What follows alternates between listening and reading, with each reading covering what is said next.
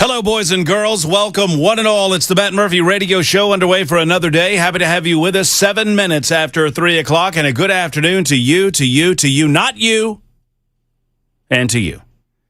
It is Wednesday, August 5, 2026, in the year of our Lord. Thank you for being here, whether you're listening on 99.7 FM from Alabama to Kentucky and all points in between. All throughout Middle Tennessee, it's 100,000 watts of blowtorch power.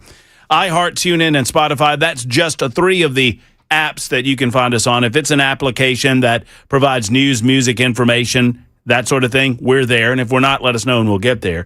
We also have our own SuperTalk 99.7 WTN. Type that into your app store. You can find us. And then Talk TV, YouTube, Facebook, Twitter, Twitch, Rumble, YouTube, Facebook, Twitter, Twitch, Rumble. Might I say, quite a different experience if you're watching. And when you do, give us the old like and subscribe. It's my understanding that Ken Weaver knows exactly what that will cost you if you do decide to like and subscribe. Absolutely nothing, boys. Yeah. There he is. There's Ken Weaver, the straw that stirs the proverbial drink. He's behind the glass, making sure that we are aware of all of the headlines that are going on. He delivers them twice an hour, gathers them all day long. He also gives it to us when it breaks. What's going on, Weaver? How about you boys? You doing okay? I'm doing all right. I cannot wait to hear your take on this no right on red. They can go to hell. Nashville, you can go to hell. You're solving a problem that doesn't truly exist except for one isolated area in Nashville, Tennessee, on Lower Broadway, and there are other opportunities to solve that issue that would include perhaps a broader conversation about whether or not we need to give examinations to older drivers when they reach a certain age based on their inability or abilities, as it were, for motor skills and motor functions to perform the operations necessary to operate a 4,000-pound motor vehicle. All right, there's my take. Oh, my goodness. We'll have fun with that today. I'm excited. We're going to have fun tomorrow, Ken. Woo, we are. We're going to have a good time. We're all three going to be down there. Yeah, so let's get the third man in this three-legged stool. We love him. We love to mess with him. He's running for governor. As soon as this stupid primary is over, we are all in on Jackson for Gov. His name is Jackson Williams. He's a man of 1,000 nicknames.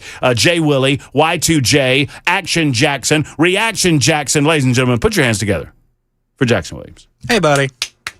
Thank you, Ken. A little slow clap. Now, for the liberals, let's snap. Oh, yeah, that's true. That's what they do, these beatniks. What else? What else did they do? They also they rub their fingers together. Oh, that's right. That's the progressive liberals. That's right. Because snapping, making that noise, Ken, that can be triggering. Yes. For some people. Might have to run off to a cry room. I mean, well, sure. Where's the cry room here? It's back here. You're in it. Yeah, it's fair.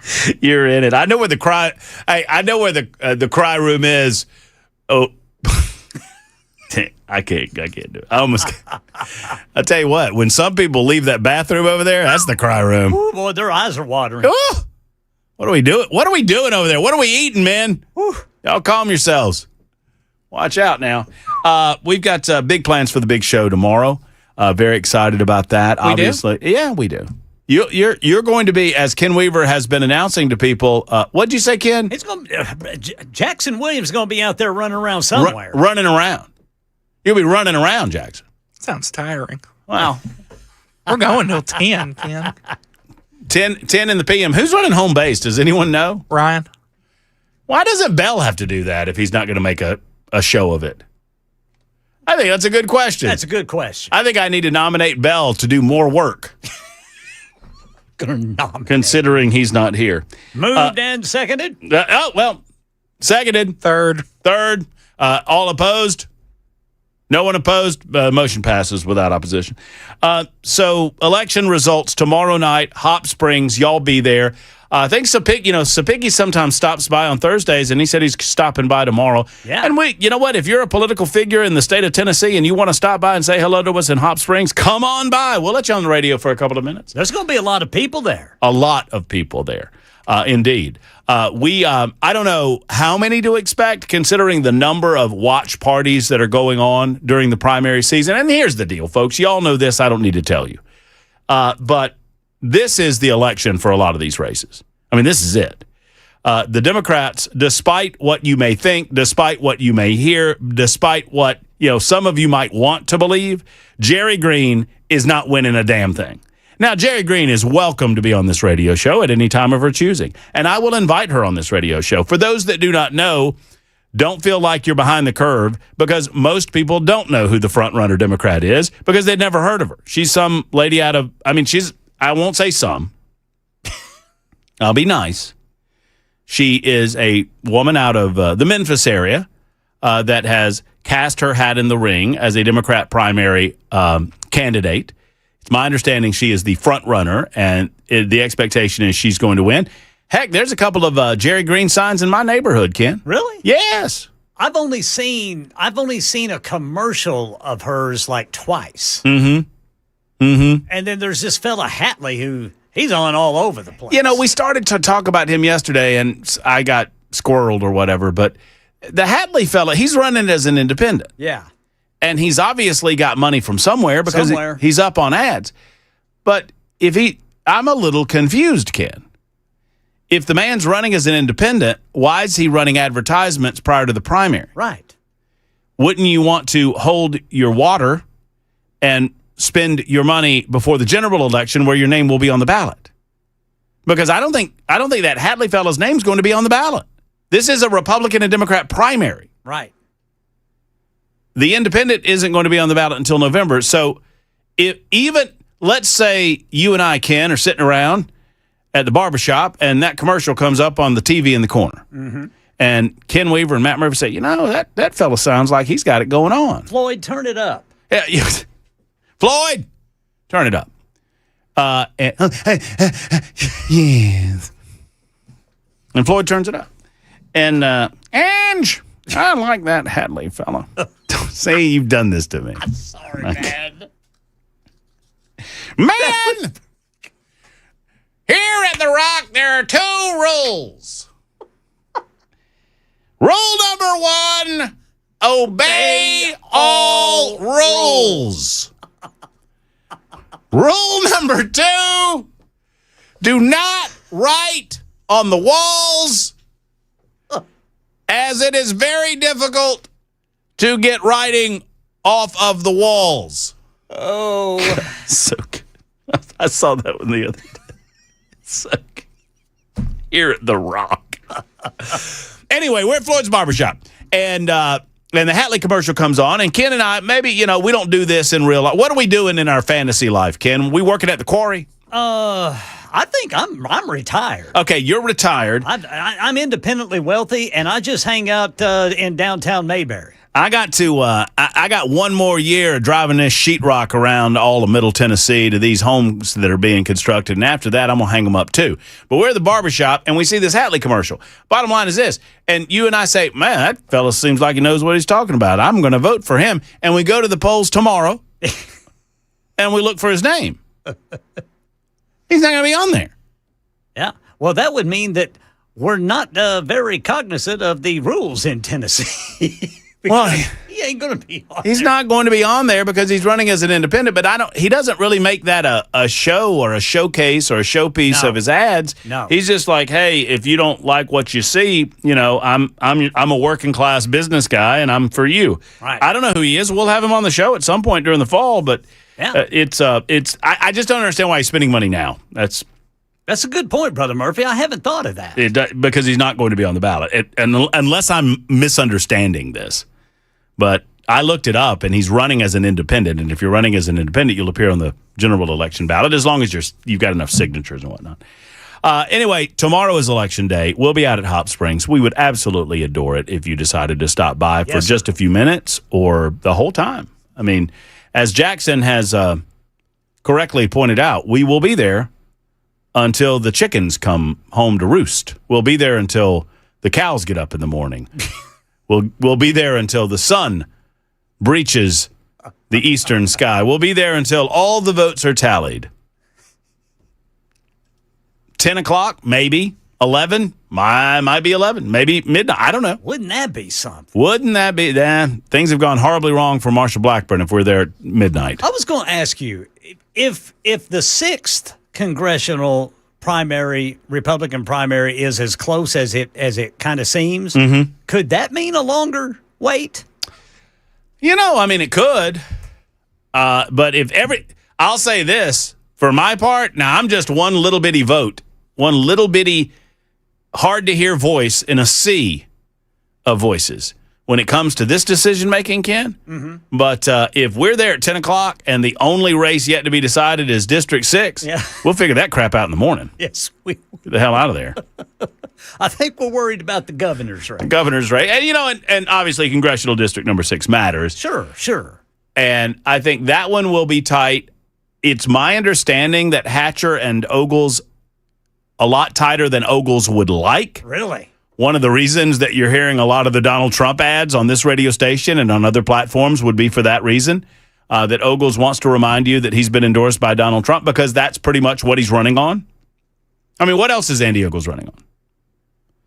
I mean, and obviously I'm not knocking Ogles for not getting much done in a House of Representatives that only has a Republican majority of like 1 or 2, but there's a lot of performative actions on the part of Andy Ogles, which is why I'm not voting for Andy. I agree with the concept that I want a workhorse, not a show horse. That is not personal against Andy. It just is what it is. I've told you for several weeks now that I'll be voting for Charlie Hatcher, and apparently Governor Bill Lee, I don't know if he lives in that district anymore, but apparently he's voting for Charlie Hatcher too if he does. That's what he said. He certainly endorsed him, which, by the way, love you, Governor, but doesn't that feel a little late? Who hasn't decided yet? Which leads me right into the monologue about it being stupid season. It's stupid season, y'all. I've got to say, these commercials have been, if nothing else, they have been entertaining. They're entertaining. They are. The Big Pharma Mama commercial was so funny. I think they pulled it. I think they did. Because they threatened lawsuits. The Big Pharma Mama, listen, if Johnny Garrett wins this District 6 race, win or lose, we're having Garrett back on. Because yes. I think he is he running for his House seat too? I bet he is. Oh, I don't know. Because in Tennessee, you can do both. I wouldn't see him giving that up. Who is on both ballots? Is it Monty? Who? We talked about this like yesterday or the day before. Man, Jackson, the memory is the second thing to go. You know, I can't remember the first. I can't remember the first. It was Monty Fritz. We talked about it a couple. Was it Monty? This was off air. I asked you. And he's running for his House seat too, right? Yeah. So you're allowed to do that. So it wouldn't surprise me. One way or the other, I will tell Johnny personally. Johnny, if you're listening, I don't think that ad's hurting you, and I think it's hilarious. The Van Hillary, the one that Garrett ran with Van in the van, that went to a level. And then the Garrett people, I think Chip Saltzman's running that race. They took it up a notch, and him in his office snoring. I laugh every time I say it. Oh, there's votes. Hey, we're voting against these trans people. He's just snoring away in his little trans Tennessee T-shirt. I just don't see those. I don't see that moving the needle. Well, and it's why I say that we're in stupid season. And I don't say that about you guys. You guys are the smartest listening audience on planet Earth. Y'all know what's going on. We've been talking about it for some time. I'm willing to take all comers on the telephones. I'm about to open those up. Matter of fact, they're open right now at 615-737-9986. We shall discuss this and many other matters over the course of 4 hours today. We do it every single day. I love the fact that you're informed, you're engaged, you're emotional, you're passionate. That's what it's all about. It's what makes my day. My favorite 4 hours of the day right here from 3 until 7 on Super Talk 99.7 WTN because I get an opportunity to talk to you. But I'm sad to tell y'all, I'm sad to report that most people, I don't fault you hardworking folks that are getting after it, and you don't have time for all of this. And you're working hard to provide for yourselves and your families. You're just trying to make something of yourself. You're growing a business. You're working hard at a business opportunity that you're invested in. You're a manager at a company, or you're a low-level worker at a company. You're trying to move up. Whatever your situation, there are a lot of people that don't have a chance to pay as close attention as we do, and I try to provide this radio show as a resource to those people. But there are some people in Tennessee that couldn't find their own asses with a pickaxe and a compass. And they vote too. And I wish they wouldn't. I've said for a long time, if you haven't figured it out by now, I'd advise you to maybe start earlier next time and sit this one out. Oh, my Lord, Matt Murphy, you're suggesting that people shouldn't vote? Yeah, I sure am. I don't want stupid people voting. Now, I say stupid to be intentionally inflammatory. I admit that. Let's calm the temperature of the room for a moment as we discuss this. How about ignorant people? Ignorant. That doesn't mean that you can't fix stupid, right? You can fix ignorant. If you don't have it figured out by now, what have you been waiting on? Now, some might say, well, Murphy, who you vote? Well, I understand that there are some races that are so tight for people that maybe you haven't figured out for those individual races. What I'm discussing, I'm talking about the people that buy into these dumb ads. And I understand and don't even fault the politicians that run them. Because stupid people vote too. And now they feel like they've already got their hardcores. They've already got their some built-in votes. Because when you decide you're on Team Monty, you're on Team Monty. Or if you're on Team Rose, you're on Team Rose. And one of the reasons that I tell you to wait until a week or so, or you don't have to declare your allegiance to any particular candidate before the time for voting comes. Why? Pay attention, but don't declare, because once you mentally and actually declare your allegiance to one candidate, you have a tendency to dig in on that candidate, defend the indefensible, and go after the other candidates like they're evil. I don't think John Rose is evil.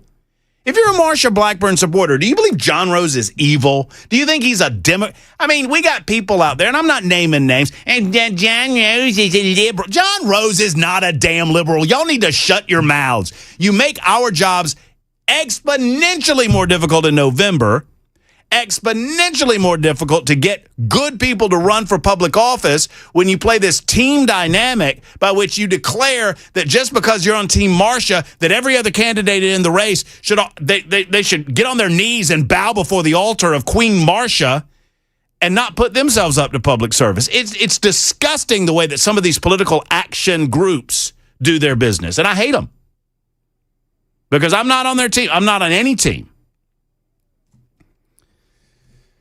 But I don't begrudge the candidates because they understand that people that are less informed vote too, and so they're now trying to cut through the clatter and reach those people. What am I talking about specifically? I'll give you some examples coming up in just a moment. It's episode 1090 of the Matt Murphy Radio Show on Super Talk 99.7 WTN.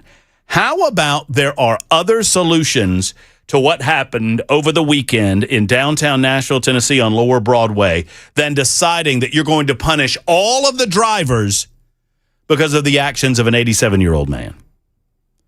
We shall discuss that, too, on The Murphy Show on Super Talk 99.7 WTN.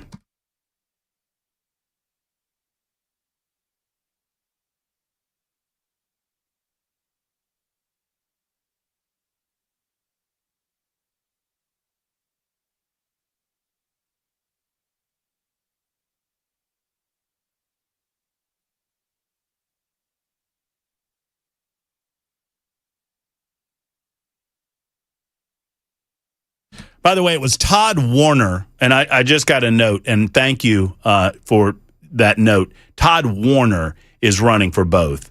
And there's one other person that's running for two. Monty Fritz is not running for both, and Johnny Garrett is not running for both. And I just want to clarify that as quickly as possible. Matt Murphy has said something that was incorrect. We regret the error.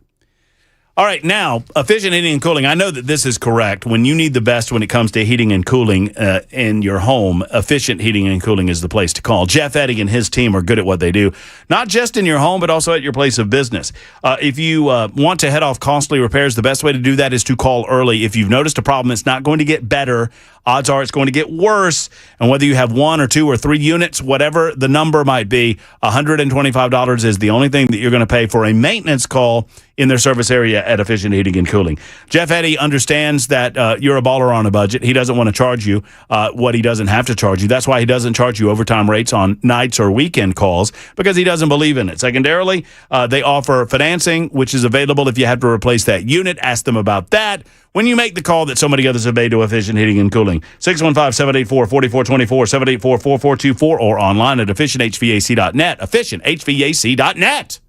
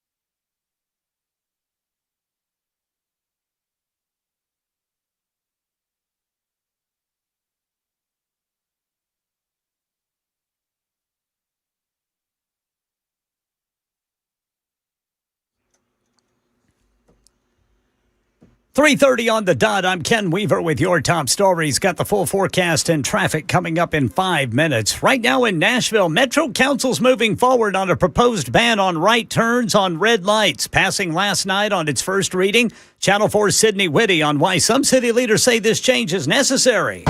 Sponsors say its focus is safety. When drivers turn right on red, they're typically looking left for that traffic instead of right for people in the crosswalk. The ban would only apply in Nashville's Urban Services District. There are exceptions for first responders like police and firefighters. The bill passed its first reading last night, meaning it must pass 2 more votes to secure approval. Critics worry the change could increase congestion and travel times, especially downtown. And the investigation continues into the cyber attacks that has targeted a number of water facilities across the U.S., including in New Jersey, Georgia, and Utah. Here's ABC's Aaron Katursky. Iran is the prime suspect because we're at war with Iran, and Iran may be trying to make clear it has the capacity to retaliate if President Trump escalates the war, as he's considered doing. Iran cannot match the U.S. military, but they are making clear that they can take aim at critical infrastructure and systems that Americans depend on every day. Another big month for the Trump administration's immigration crackdown, with a record number of deportations reported for the month of July. ABC's Armando Garcia. 51,000 arrests in July. That is the largest monthly arrest number in DHS history. What we don't know is who is being targeted. Are these people with final orders of removal? Are these people with criminal convictions? What we do know, however, is that this does come as DHS has strengthened their ties with TSA, collaborating to target and arrest people who have overstayed their visas. It is another example of how the Trump administration is not only arresting people at historic levels, but they're also increasing the number of people that are susceptible to deportation. That's the latest news. Traffic and weather next. I'm Ken Weaver, WTN News.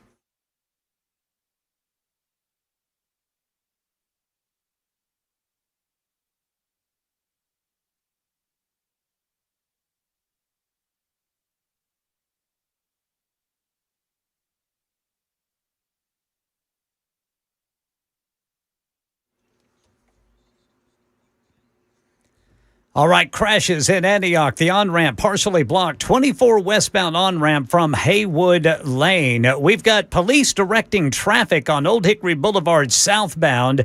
This is going to be in Cane Ridge, right over there at Firestone Parkway. Vehicles slowly moving through the gas station parking lot to move around an overturned semi. And then in Greenbrier, we've got a crash. Tom Austin Highway, just south of Abednego Road, then Broadway and 15th. I'm Ken Weaver.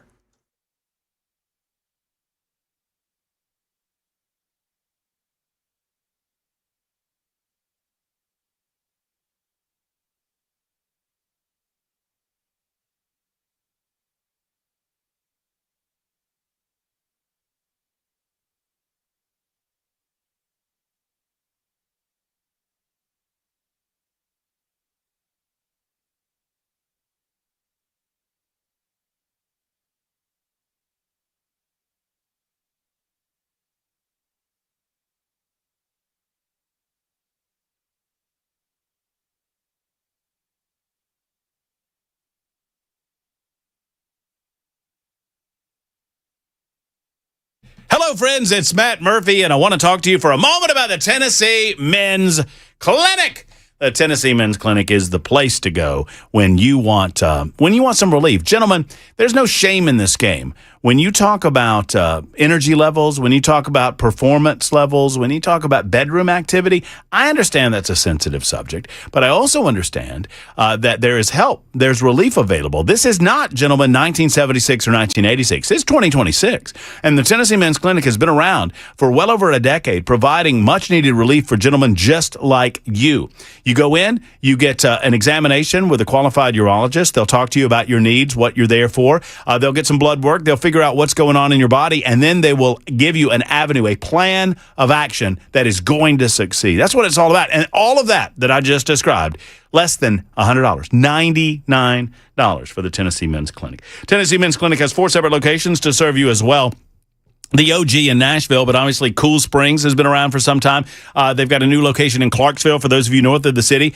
Great access there. And brand new in Murfreesboro. Call today, 615-208-9090, 615-208-9090, or online at TennesseeMen'sClinic.com.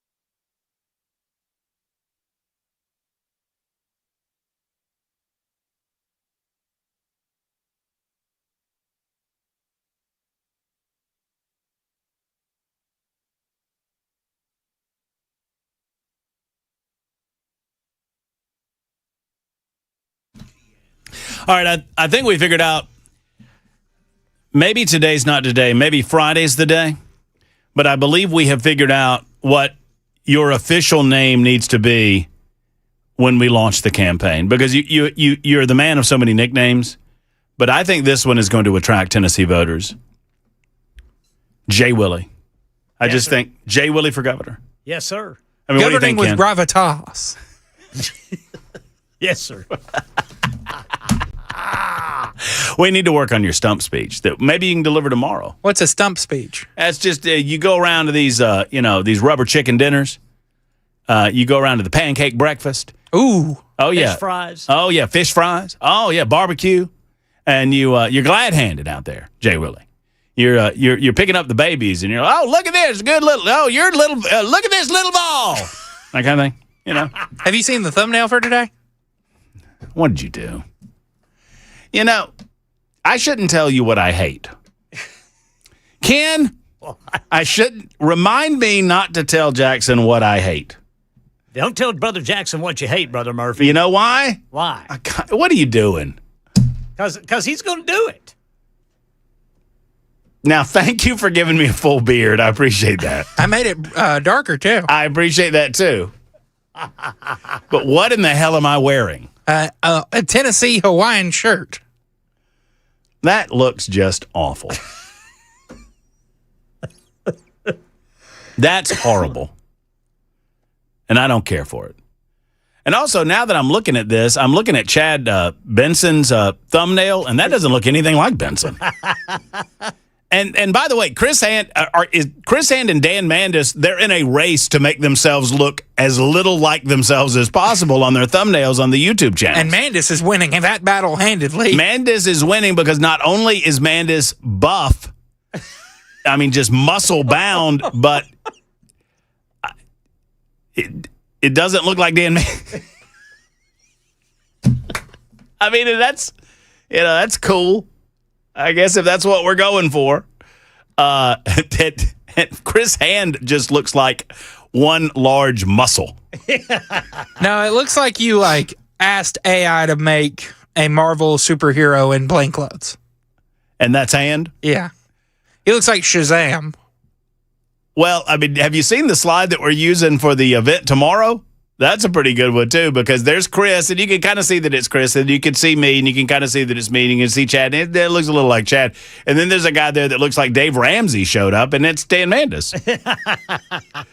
AI is getting better, but AI is certainly not perfect. But you'll meet the real team coming out tomorrow, starting at 3 o'clock with the big show. And then before you know it, the rest of the gang will show up at about 6 o'clock. Ken Weaver will be delivering headlines on site. That is worth the price of admission in and of itself. And you know what the price of admission is?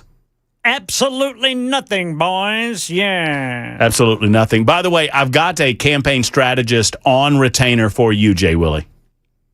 Already. All right. Is it Cam? Guy that you know. No. Guy that you know. Even better. Understands the inner workings of the Tennessee General Assembly.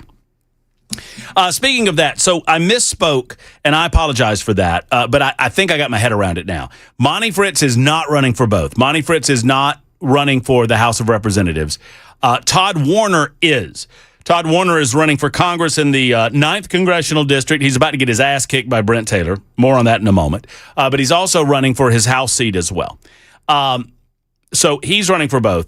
I think we mistakenly said that Johnny Garrett's running for both. He is not. The only two that we know of is Todd Warner in 9 and Brent Taylor. It was Brent Taylor that we were talking to, Jackson. I thought it was Monty too, but it was Brent that we were talking to that said that.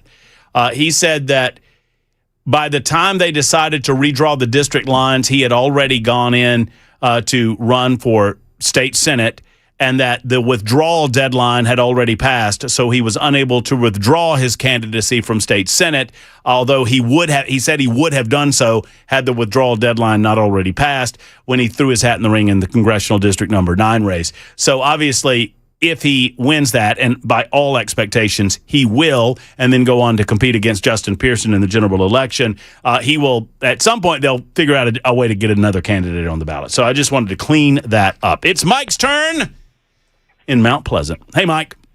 How you doing, sir? Mike, I'm good. How are you? How's the family? I'm blessed. Well, we're trying to get stuff figured out. I mean, I about got arrested last night because I argued with the doctor and told him he was an idiot. Well, I don't mean to laugh, but you know how it goes. Well, he sent my 80-something-year-old mother home, with blood pressure 167. Told her she would be all right.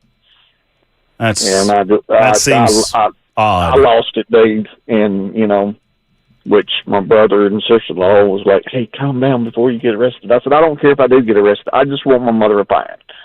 So, but anyway, thanks for the prayers. Yes, sir. Of course. You don't know how much it means that you texted me this morning and then asked about her. I deeply appreciate that. Well, it's my pleasure. We're thinking about you, buddy. Thinking about you. I deeply appreciate it. But, I understand that you're getting on the Marsha and everything, but John Rose has done the same thing. Yes, you're right. No, it's done. I'm going to hit on the front runner a little harder than I'm going to hit on the other guys, but you're right. You're not wrong. But I did got one thing, and I loved your intro thing. You made me laugh. Y'all have made me laugh, and I appreciate it.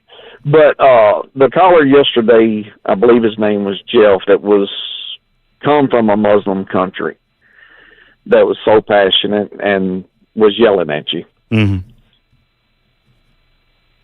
And the reason I think he's so passionate is because he come from that.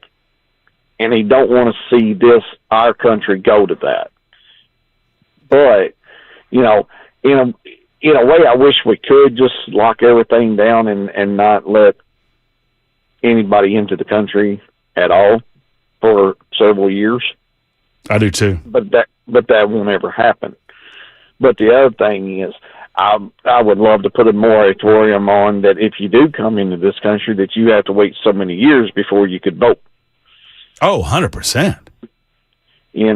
Oh, yes. Anybody from California, Michigan, or Illinois, or New York move into Tennessee, they can't ever vote.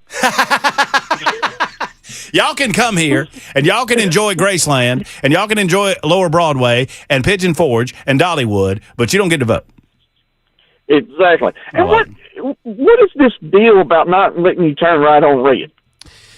It's an overreaction, man. So I'm sad to tell you. I'll get into it in a second, but the Metro Council in the city of Nashville, they are overreacting over something that happened over the weekend. They're overreacting because I think we've had 20 pedestrian deaths. Ken, you can fact check me on this. I don't know if you've got it in front of you, but I think there's been 20 in the last 16 months or something like that. And obviously in any big city, you're going to have that happen, but it is, in my estimation, a complete overreaction. And they're talking about broadening it out to all of Davidson County, which is just ridiculous. Which is just ridiculous. I mean, localize it to the downtown area if you must. Hell, stop all vehicle traffic on Lower Broadway. Make it pedestrian only if it's that much of a problem. Well, I mean, they do it on the weekend, so why don't you just do it the rest of the week? Well, I'd see, we're thinking with common sense, Mike. That's the trouble when we're talking about the Metro Council. Chad Benson said that you had to RSV to be at Hops tomorrow. Is that true? Well, I mean, I think they're asking that if you want to, you can on 997WTN.com's on our website. You don't have to. I mean, it's a free event, but I think we're trying to encourage that just to figure out exactly how many people will be there to make sure that the food trucks and the servers and everything understand how many folks they can expect. But you don't. If you don't RSVP and you come, Mike, that's no problem. All right. I'll get you. I'll get you in, brother. Okay. Can I do something? This is going to be kind of off the wall. Okay. Can I pray for our country and for our voting tomorrow? Well, of course you can. Dear Heavenly Father, Lord, I thank you for Matt, and I thank you for Ken and Jackson, especially Ken and his prayers in the mornings. Lord, help us to do the right thing with our voting and for our voting to direct our country in the right way. help us to do your will, not our own. Be with those who are less fortunate. And Lord, just help me not to get so temperamental with the doctors. And thank you for the friends that I have in Matt, Ken, and Jackson. Lord, we love you, and we ask that you watch over Bud. He's traveling home. In Jesus' name we pray. Amen. Thanks, Matt. Amen, brother. Thank you, Mike. I appreciate you. And we're thinking about your mama. Mike's mama is going through some medical issues, and he's a good friend of the show, and we appreciate him. Wayne is coming up. Well, actually, Wayne, I can get to you. It's only 49 after the hour. I'm trying to be on time, Jackson. I'm trying to be better. I'm doing that for you, my commitment to you. Hey, Wayne, what's up? Not much, man. What you doing, Wayne? I was listening to Clay. Clay is going to get a high school team to play Las Vegas? Yeah, we were talking about this yesterday, Wayne. I don't want to get in front of you, but yeah, he has proposed a game, and what his proposal is that if the winner of the WNBA, the winner of the league, play a high school boys team of his choice, and he'll put up $10 million for the winning team. Well, he was thinking about driving it to 8th graders today. I don't think it'd be a good idea at all. I think they'd beat 8th graders. I don't know, man. I think them women beat 8th graders. Some of them's over 6 foot tall. It would be I'll put it this way, Wayne, it would be more of a fair fight, because if the high school team, a bunch of 12th graders, if you look at some of the best high school teams around the country, I did this because I love the proposal. I think it points out the absurdity of the WNBA suggesting that they would allow biological men to play in the league. But, Clay's got that going on. He has also offered to start his own franchise in Nashville. Have you heard that? Yeah. Call them the Nashville Balls. I heard that. Yeah. And he promises that he will field his team with only biological males that identify as females. And I think that's brilliant, too. But, 8th graders would be a fairer fight. I would agree with you there, Wayne. I don't know. I was thinking when he said that, I don't know. But maybe so. I don't know. If you pitted these women, and look, this is nothing against the WNBA. I mean, I have nothing but love for women and women athletics. I mean, the people that are picking on this notion, we are the ones that are attempting to defend women athletics. And it's funny because, we laugh about the idea of women competing with men. And for some reason, some women think that we're slamming on the females. No, the concept is that we want to protect your sport, whether it's tennis or golf or basketball or whatever, or soccer, whatever. We're trying to protect your sport. And oddly, these women who are involved in the sport are the ones that are trying to destroy it. It doesn't make any sense. I'll give you another one. Let me give you another one, Wayne. Wayne, do you know the woman that holds the record for the 100-meter dash? Yeah. 100-meter dash. The women's 100-meter world record is 10.49 seconds. And it's one of the oldest standing track and field records that we have. Florence Griffith Joyner, FloJo, set this 100-meter record on July 16th, 1998 at the U.S. Olympic Trials in Indianapolis, Indiana. 100 meters, world record, 10.49 seconds. Wayne, would you care to guess the number of high school boys that beat that record last year? No. The figure I saw was over 800. Good grief. So the point is not to be nasty to women. The point is to point out that biologically men and women are different.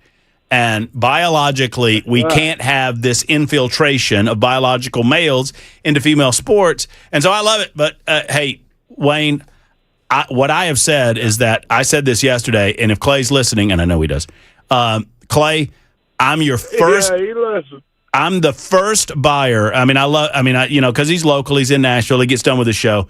I'm the first guy to purchase a suite at the Nashville Balls inaugural season. I am in on it. Yeah. I'm there. I will contribute my money. I don't have Clay Travis money. I got Matt Murphy money, but I can buy a box when he launches the Nashville Balls, brother.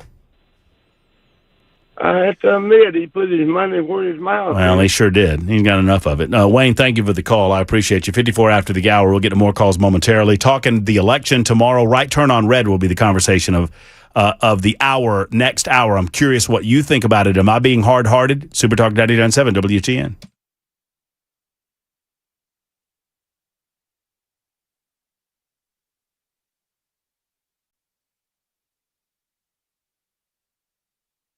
Hello, friends. Matt Murphy for Eurofix. Eurofix has been around for over 25 years, and they've been doing it the right way since they started. You know, Aaron Stokes started the company years ago, and we've lost Aaron now, but the tradition goes on. The commitment to excellence goes on. The 15-minute no-wrench inspection goes on. The 3-year, 36,000-mile warranty, it continues. Friends, Eurofix is thriving with 5 separate locations. Why? Because they treat you right. They don't ghost you. They charge you less than the dealer charges. They're in Nashville, Franklin, Belmead, Murfreesboro, and Mount Juliet. I mentioned that 3-year, 36,000-mile nationwide warranty. Did I mention a rental car is available with every appointment? So go ahead. Get to Eurofix. If you have any issues with your European vehicle, they can get it handled. Eurofix gets it done. Their commitment to excellence is unmatched in this community. Friends, call them today at 844-EUROFIX. That's 844-EUROFIX, or visit online at myEurofix.com, myEurofix.com.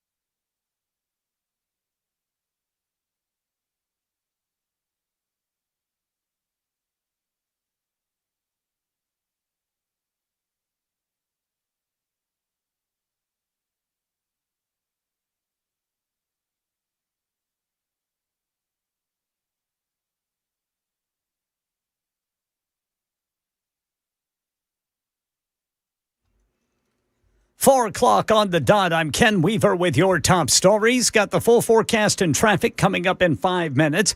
Right now in Nashville, homicide detectives say they arrested the shooter at that U-Haul store in West Nashville yesterday.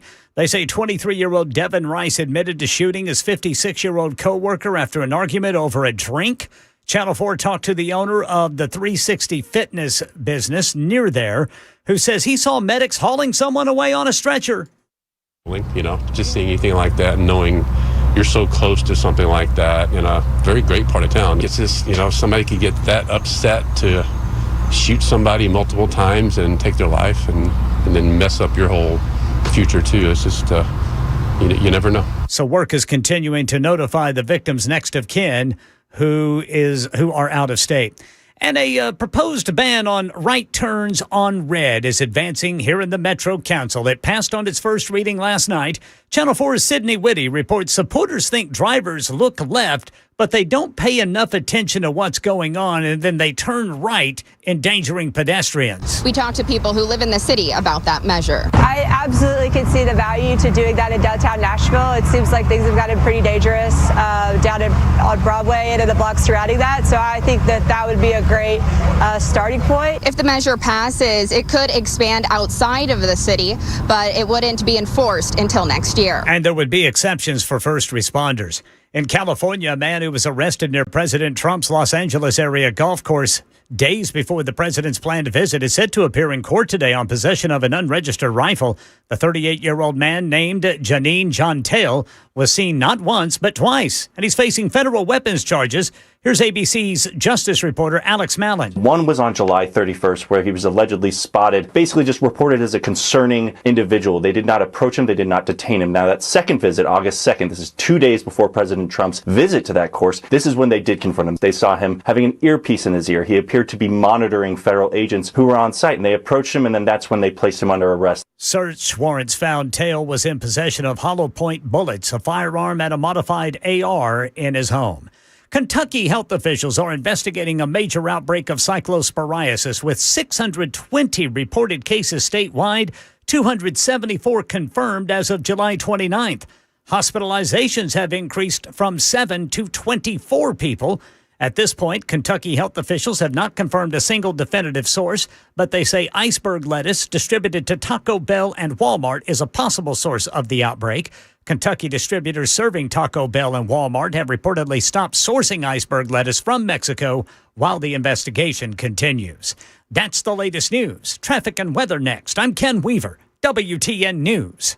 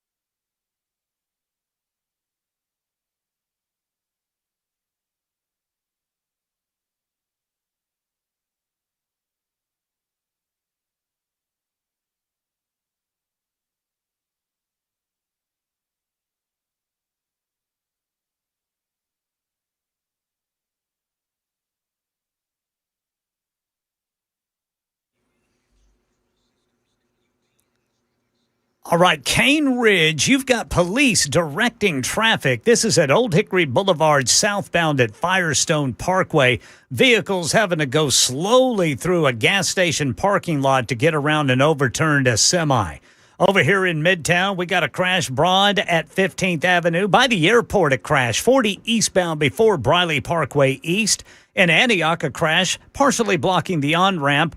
That is going to be from Haywood Lane to go on westbound 24. Antioch, a crash with injury. Mountain View Road at Crossings Boulevard. In Madison, a crash. Madison Boulevard at Gallatin Pike. And Nashboro Village, Smith Springs Road at Bell Road. Looking up here, going northbound on 65 in Goodlettsville. You're coming to complete stop-and-go traffic to get through that construction. I'm Ken Weaver.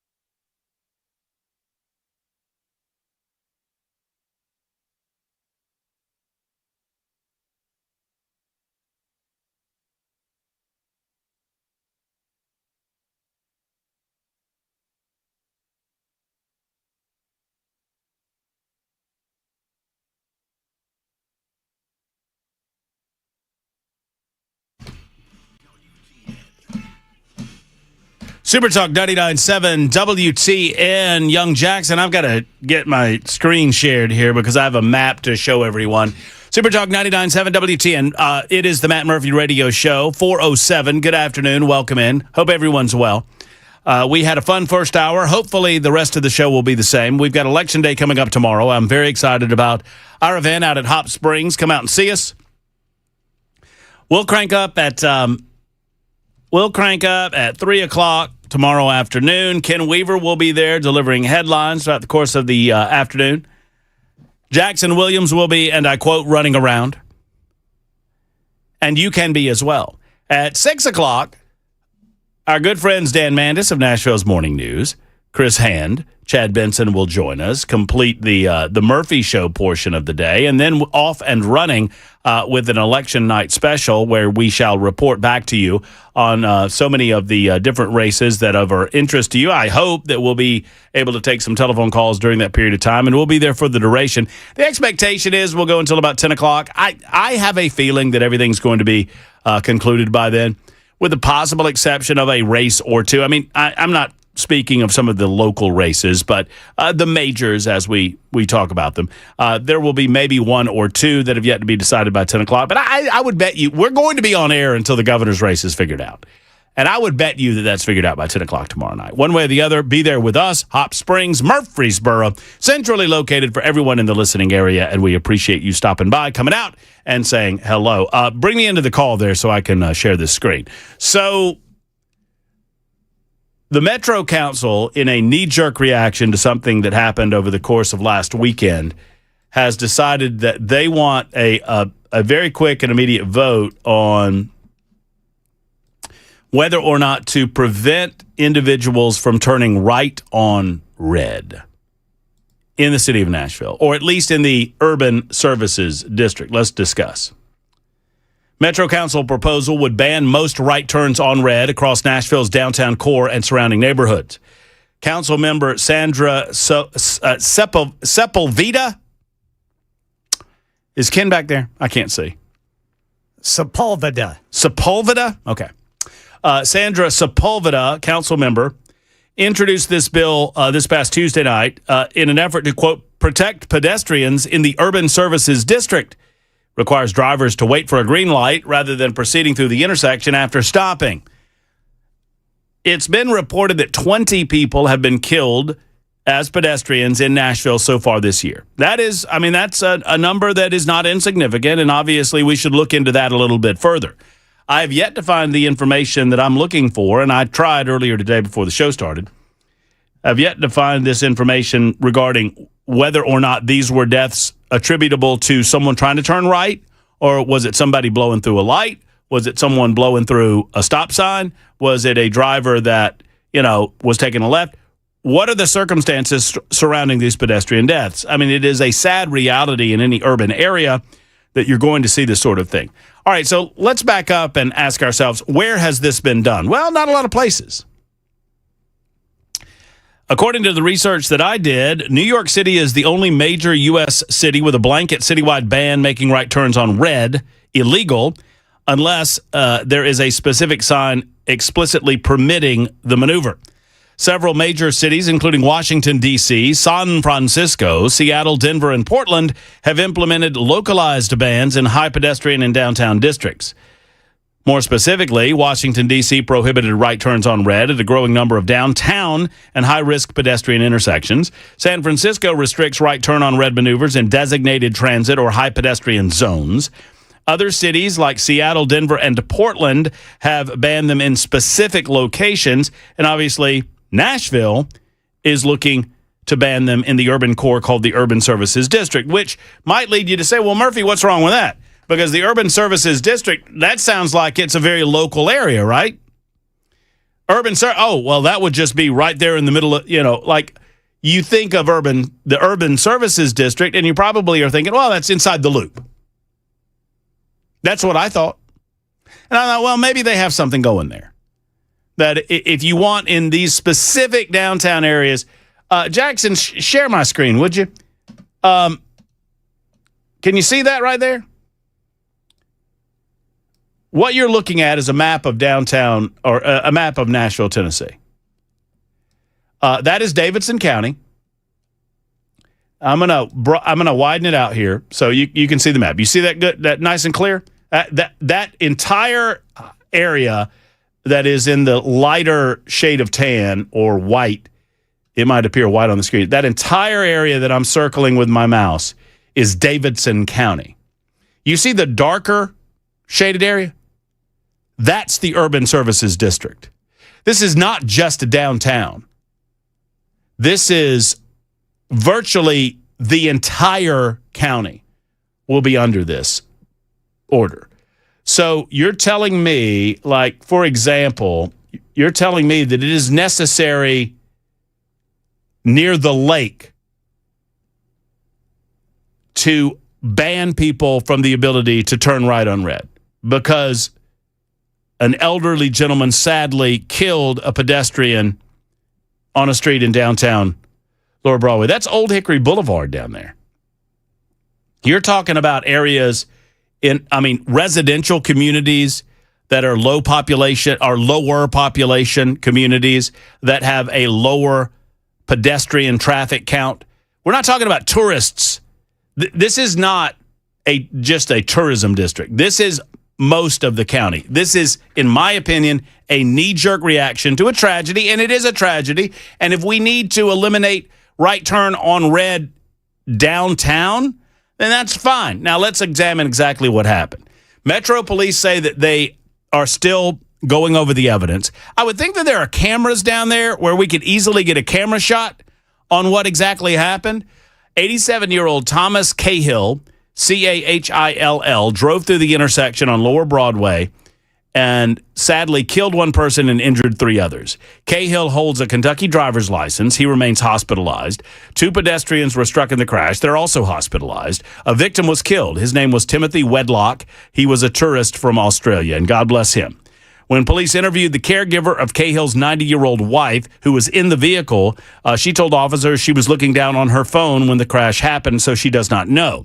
The crash has prompted questions about whether Cahill should have been driving or allowed behind the wheel at all, and what state law requires when it comes to older drivers, which is something I want to get into in just a moment. So we know that the individual was 87 years of age, that they took a right turn and drove into traffic. Now, obviously, there are all manner of dangers on the roadways, and there are all manner of distractions on our roads. And clearly, you have to keep your head on a swivel, and you have to do your job as a driver to make sure that you don't hurt pedestrians, especially when you're in downtown Nashville. And I get it. There's a lot of tourists down there. So if you want to limit no right on red, then limit it where you need it. Don't apply this to the entire county, which is virtually what you're doing. when you put it on the entire urban services district. I mean, once again, just look at this map. I mean, do we really think we need it near the lake? Perhaps you think differently on this. 15 after the hour, your calls. 615-737-9986 is our telephone number. We'll also talk about the election that is tomorrow, and I know a number of you want to discuss that, and you've been holding, but right now it's John's turn. Hello, John. Good afternoon. Hey, how you doing, brother? I'm doing well, thank you. Hey, I just wanted to pitch in. I agree with you. Davidson County making no right on red in the whole county doesn't make sense. I do think that it makes sense in high-traffic areas. Just as you come down to Murfreesboro, you get off I-24 on the Old Fort, you can't turn right on red. It's posted. There's signs that say it. But just kind of public service announcements, too, coming from a law enforcement officer. I even had to explain this to my wife because she does it. You come up to a red light, it's red. You can turn on red, but you are expected to come to a complete stop first before turning right on red. Yes, you can't blow the light. Yeah, and I see people do it daily. Literally gave somebody a warning for it yesterday that they think, I can turn right on red, and they just make a right turn without stopping. You have to stop first. And as far as the age of the driver, unfortunately it doesn't happen a lot. But if we work a crash or something, and we think, hey, this may have happened because this person is elderly, might not be all there or something, we can submit to have them reevaluated by the DMV. Oh, that's good news. I didn't know that was in your toolkit. It is. That's good. That's good. Yeah, I think we need to have that conversation. It's a difficult one. And thank you, John. I appreciate what you do, and I thank you for your service, sir, to your community. We appreciate our law enforcement that listen to the show and call in because oftentimes I am unaware of, A, what you go through on a daily basis, and B, what the law is on some of these specifics. And our law enforcement community, when they're not giving me tickets for my tent, they are always good with that information. That's a joke. That's a joke, everybody. We're not talking about tent today. No tent talk. Tennessee does not have an age limit for driving. They do not have an age limit for renewing a driver's license. The rules are the same for everyone of driving age. Every 8 years, drivers are required to renew their license, and they can do so online or through the mail. They do not require a vision test. Now, Cahill was licensed in Kentucky, so different rules apply. And according to, I'm reading from News Channel 5, we give them the hat tip when I use their articles. They don't give us the hat tip when they use our information, but we do it for them because we're better than them. But anyway, Kentucky requires every driver to pass a vision test to renew their license. Renewals happen every 4 or 8 year cycles. According to a AAA spokesperson, Megan Cooper, age alone does not determine whether someone is fit to drive. We're finding older drivers can be safe drivers, good at self-regulating, but refocusing the conversation on driver fitness and driver ability more so than age is important. I don't disagree with that. And obviously, there are some knuckleheads that are 30 that ought not to be behind the wheel. I get that too. And our younger generations. Look, I ride a motorcycle, okay? And I've told this story many times on my radio show that if you want to get the hell scared out of you, get on a motorcycle and drive around because you have a tendency to pay far more attention to other drivers on the road when you're on two wheels. Because I have to pay attention to everybody because at any moment, one of these vehicles is going to kill me. That's my mentality when I'm on my motorcycle because they don't notice motorcycles. They don't see you like you see them. You have to drive defensively, particularly if you're in high traffic areas. It will scare the hell out of you watching other drivers when you get to a red light. And motorcycle riders know exactly what I'm talking about. That I get to a red light in traffic, and let's say I've got 2 lanes of traffic, and I'm watching the opposite lane, and they're stopping too, and we're stopping for a red light. I get to traffic, and I got 3 cars in front of me, and I got 3 cars beside. I have 4 cars beside me, 3 in front, and 1 directly beside me. And I look at those cars, and out of the 7 or 8 or 10 cars that I'm able to see, just like Jackson's is right now, 8 heads go down to their phone. I see it. I see it in real time where they stop at the light and then immediately their heads go down. And I know what your heads are doing. You're not looking in your lap. You're looking on your phone. So I get it. Distracted driving happens all the time, and it knows no age. But we also know, and I want to be as sensitive as humanly possible, we also know that once you reach a certain age, your ability to respond, your motor skills diminish, your mental ability to process information diminishes. It is just a part of life. Why would we not want to make sure, and I understand why people of that age want to continue to enjoy the liberty and the autonomy of driving a vehicle. There is a freedom in being able to get in a vehicle and go to the grocery store on your own without having to depend on other people. I'm sensitive to that. But I'm also sensitive to the number of stories that I see come across my desk on a regular basis where an 85 or an 86 or an 88 or a 90-year-old driver didn't understand what was going on and they blew a light, or they turned right on red when they shouldn't have, or they, didn't see something that they should have seen and they create an accident and they run over a pedestrian or they crash into another vehicle. Now, once again, I don't think it's asking too much that after a certain age, just as we put a minimum age restriction on driving a vehicle because we have an expectation that for the majority of us under the age of, I think 16 is too young, by the way. I think we should raise the driving age to 18. And I have fights all the time about it with parents who have no interest in taking their 17-year-old to soccer practice or to football practice or to whatever. But I just think life has changed enough that we're not seeing these skulls of mush with the maturity at the age of 16 to operate a 4,000-pound vehicle in downtown Nashville, Tennessee. But we put that minimum age restriction, whether it's 16 or whatever, for a reason. Because we don't have an expectation that you have the cognitive ability. I mean, sure, you have the motor skills at the age of 14, but you don't have the emotional maturity. There are aspects to your growth that you have not achieved yet that give society the comfort that you will have the ability to safely operate a motor vehicle on our public roadways. Why wouldn't we say that on the back end too, when you get to a certain age? As sensitively as possible. That's the real solution to things like this. Not this stupid right on red nonsense. Right on red, banning right on red is going to punish the whole for the sins of the few, and I don't believe that it's going to see any appreciable results except that you'll see a lot more traffic stops and you'll see a lot more tickets given. That's it. 23 after the hour. Your thoughts? Give them to us. 615-737-9986.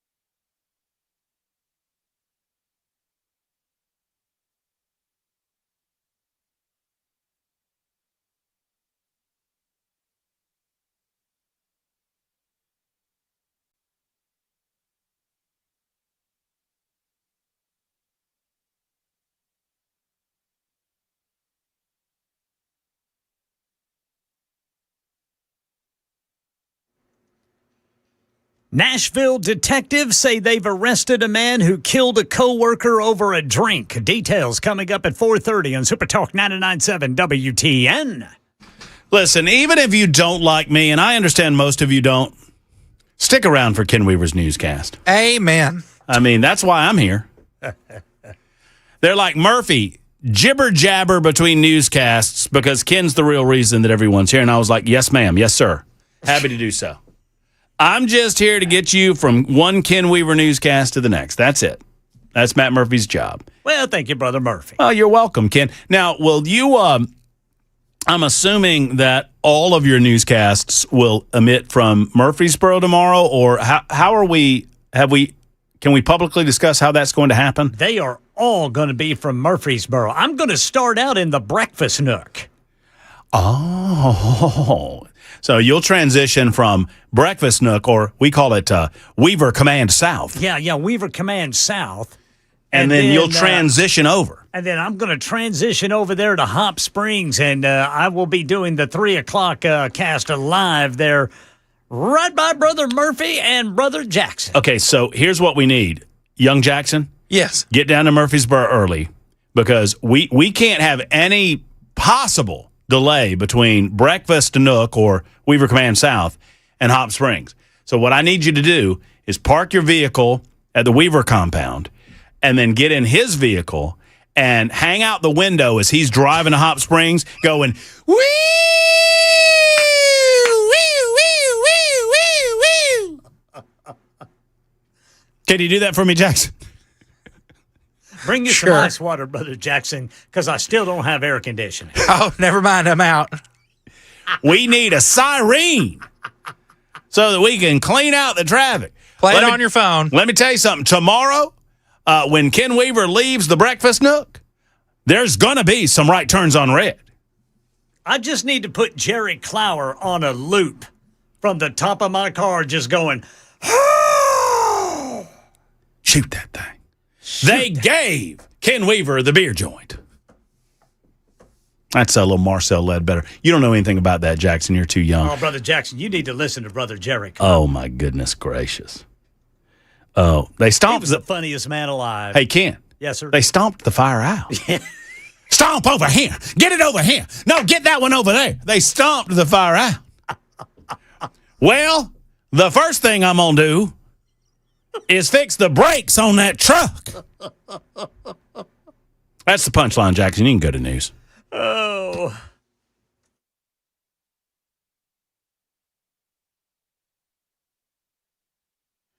.30 on the dot. I'm Ken Weaver with your top stories. Got the full forecast and traffic coming up in 5 minutes.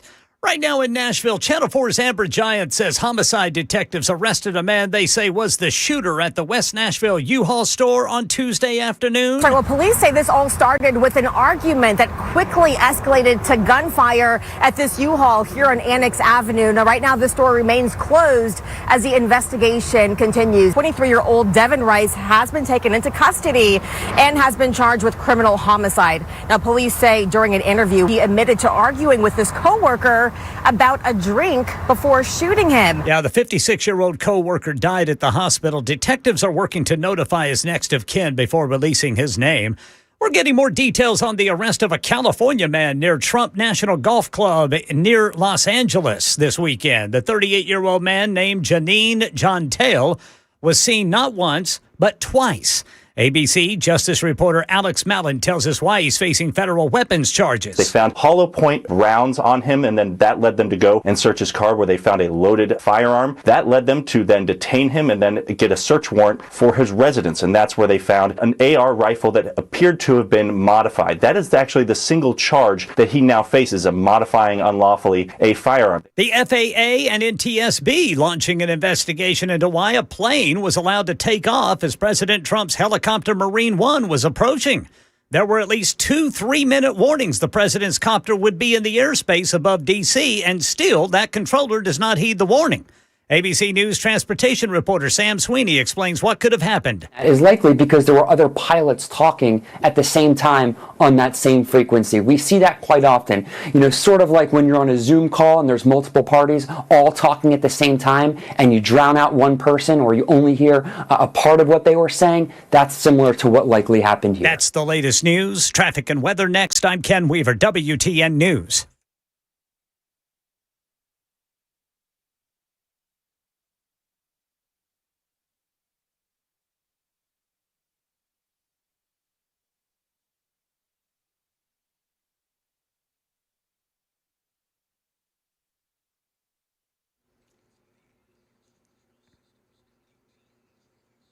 Over on the East Bank going westbound, we got a crash at Jefferson Street. Cane Ridge, you've still got police directing traffic there at Old Hickory Boulevard at Firestone Parkway.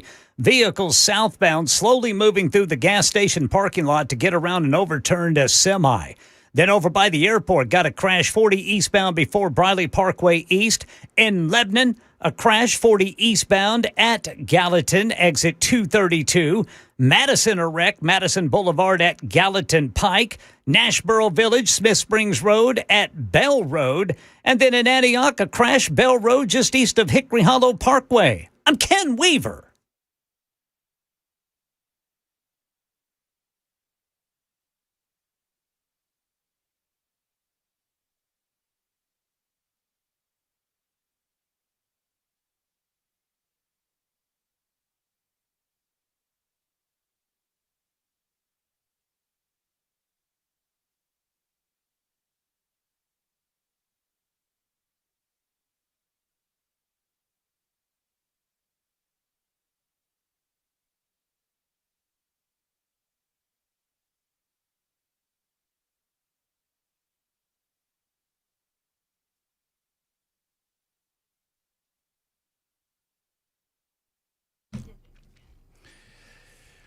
I saw Brink Fiddler the other day. We were at an event together, had not seen him in a while. I asked him how business was. He said, Matt, I'm sad to tell you business is great. I am sad to report to you that business is awesome. Brink runs one of the few businesses, and we laugh about this from time to time because you got to laugh to keep from crying. It's a dangerous world. Brink would love nothing else than to have to go figure out what else to do in his life, right? Because that means that everything's good. That means that the dangerous world that we live in has calmed down. That means that everyone's aware what to do in the unlikely event of an active shooter situation, a workplace violence event, an emergency or an intruder action plan, rapid response medical training. This is what Brink does, right? He trains you in the unlikely event in a business setting, a school setting, or a church setting that something negative is going to happen. And he does this not predicting that it will happen to you. He does this because it might. Hope is not a plan. It is time to get trained with Defend Systems. Reach out today, 615-236-6484, 615-236-6484, or online at defendsystems.com. That's defendsystems.com.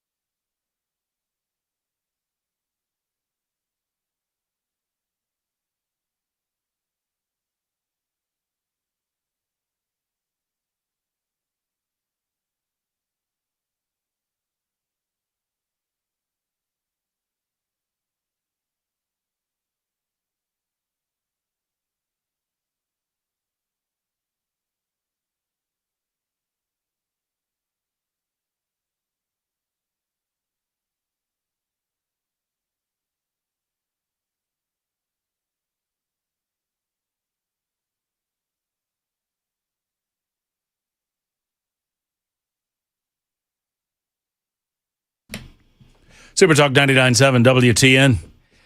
Jumping on the phones here. You're more important than me. 38 after the hour. 615-737-9986 if you'd like to be a part of the show. If you're watching on Talk TV, you're in for a treat. You're in for an absolute treat. I was just informed. Look at hey, will you pull up my screen, please? Would you like to know who that is? That's not mine. It's not mine. You see what I'm looking at right there? Little fella. Look at that little fella. Ken Weaver. Yes, sir. That is one of our loyal listeners, 0288, who is also named Matt, has him a new little addition to the household. All right. Look at that little fella. And guess what his name is? Matt. Murphy. Oh, his name is Murphy. He named him Murphy. All right. How about that? And until I am told otherwise, I have no doubt in my mind that he named him after his favorite talk show host on Super Talk 99.7 WTN. Because he licks himself and eats his own poo. In other news, we're accepting applications for the executive producer position of the Matt Murphy Radio Show on Super Talk 99.7 WTN. Apply with Matt Murphy, matt.murphy@cumulus.com. Thank you. That one got Ken. That's a cute little fella. It's a cute. That's a cute little. I don't know what he is. It looks like he's a mix. He's a little mix. Well, that's the best kind right there, man. Yes, sir. Those little mutts, those little Heinz 57s. They got a little bit of everything. Got a little bit of everything in them. That's right. Get them from the pound, not from the. Look, I know there are many reputable breeders, and I understand that some people want specific breeds of dogs. But I'm suggesting to you, and I've long been an advocate of this, there is a dog rescue for the breed that you want. There is a Great Dane rescue, and there is a Golden Retriever rescue, and there is every type of dog imaginable, there's a rescue. You don't need papers. That paper's not going to lick you on the hand when you're feeling down. That paper's not going to go on a walk with you. That dog is. And there are so many dogs in the shelters. There's so many dogs that get euthanized every single day. We don't want to think about it, but they get euthanized every single day and go to a shelter. Now, I don't know where this little fella came from, but he's a cutie. He is. Got little white boots. A little bit. Oh, look at him. Little white and black fella. And got a little brown on his cheeks. And his name's Murphy. That's right. And Jackson, I know you're jelly. Have we had a listener send in a dog photo and say that they've named it Jay Willie? I don't think so. That's not a name for a dog. Jay Willie's a pretty good name for a dog. It's more sophisticated. Dogs don't bring the same gravitas.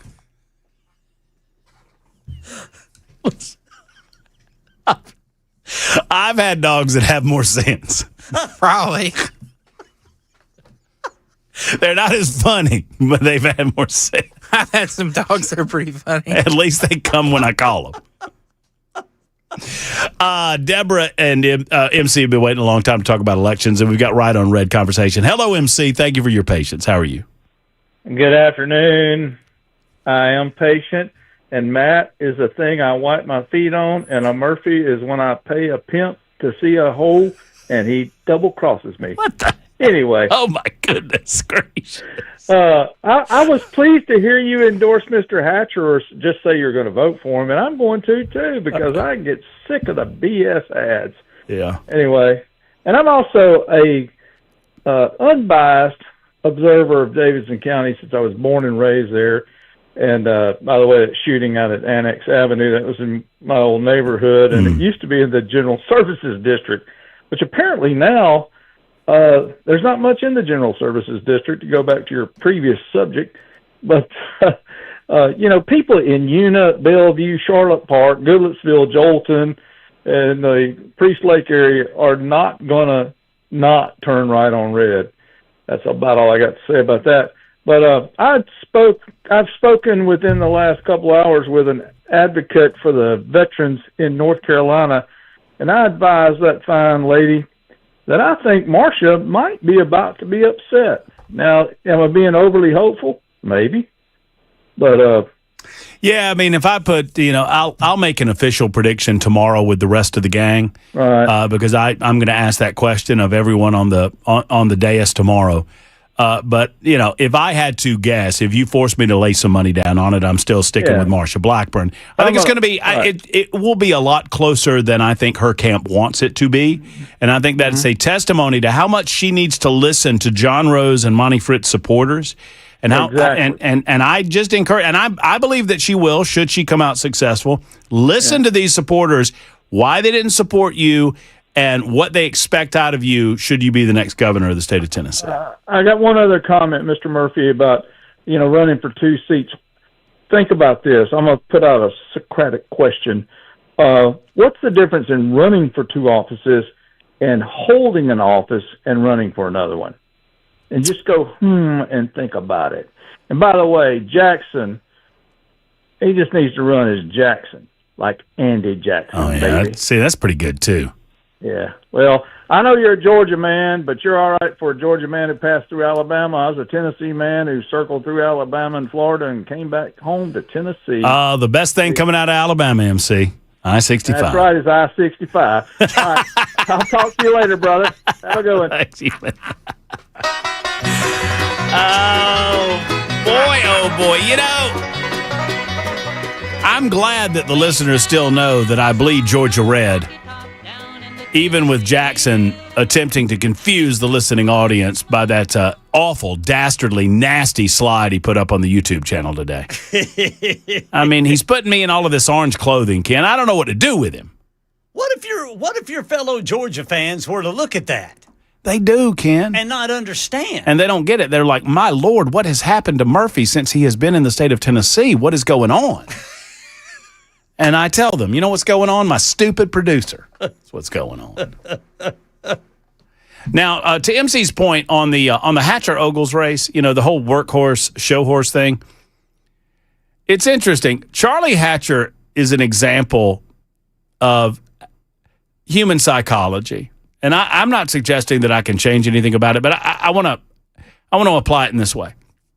So every political cycle, people call my radio show and they tell me how much they hate negative ads. I mean, it's almost universal.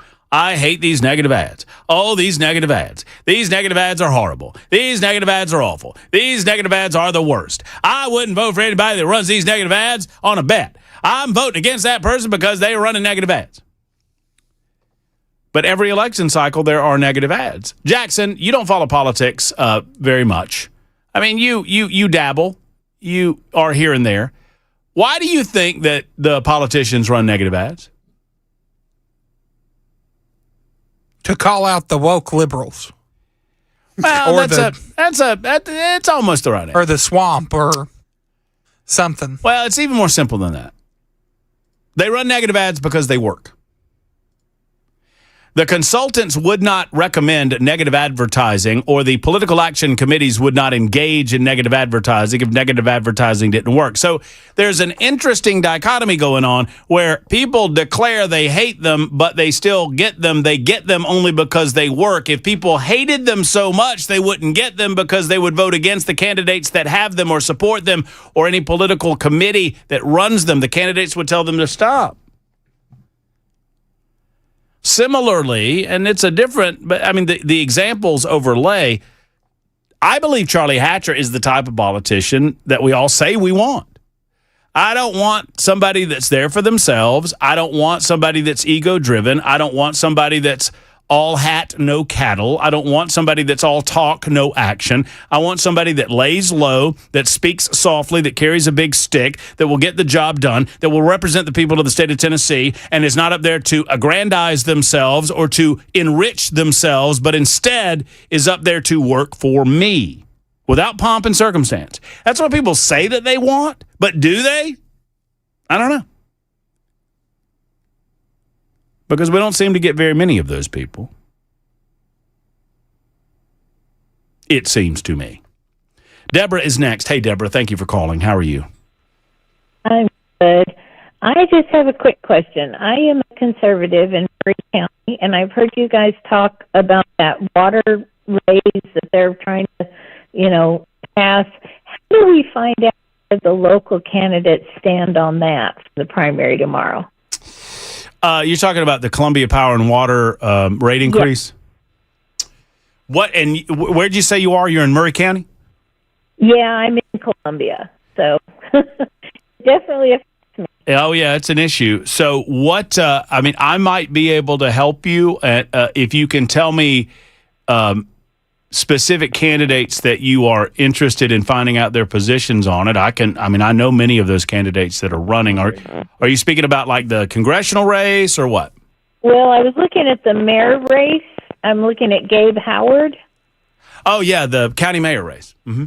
Yeah. Yes. I want to say that both Gabe and I think Gabe's on the commission. He's on the. I'll find out.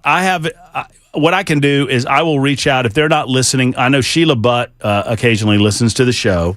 She's the current county mayor running for re-election. And Gabe, I know Gabe. It seems like a good fella. I think he's on the county commission right now, if I'm not mistaken. And he is running for, obviously, county mayor as an independent. I think that's right. So I will try to endeavor to find out what their position is on this water issue for you, Deborah. And I'll report back to you if you can continue listening. Okay. Thank you. Okay. I'm sorry I don't have the answer now, but obviously if you can't find the information on their website, I'm assuming, Deborah, that you've gone to the websites. I'm assuming that you've gone to the resources available online. If not, maybe I shouldn't assume that. You can go to their Facebook pages. I know that many, if not Gabe himself or Sheila herself, I know that many of their people would listen from time to time out of Murray County, and so they're welcome to give me a hit on the super text line, and I'll report that back to you. But I would be willing to guess that both of them are against the rate increase. I'd be willing to guess that they probably have their own ideas about water usage in Columbia and beyond. But I don't want to presume that I know the answer to that question without doing a little research. So let me see if I can figure that out for you. It is 10 till 5, Super Talk 99.7 WTN. All right, so I'm already getting the info. Gabe Howard spoke at every city council meeting against the rate hike. So obviously he's a county commissioner currently, and he's asking to be your county mayor in Murray County. And I'm being told that he has spoken against the rate hike as a county commissioner, and he has publicly offered his opposition to the rate hike. So I would have to dig a little deeper. If you know 06, 07, what his alternative plan was, just let me know. He doesn't necessarily have to have one to be against the rate hike. I'm also going to bet that Sheila Butt is against it too. I think most rational people in Columbia recognize the need for additional water resources, but they also recognize that there's a better way of doing it than spiking the rates of the citizens of Columbia and of all of Murray County. And I would think that Gabe and both Sheila would be against any rate hike without some representation in the rural areas of Murray County. 615-737-9986. Al, you are next with the issue of right on red. What's up, Al? Don't know it. I think they got the sign backwards. I think it should say after stop, right on red. That way people would put things into correct perspective.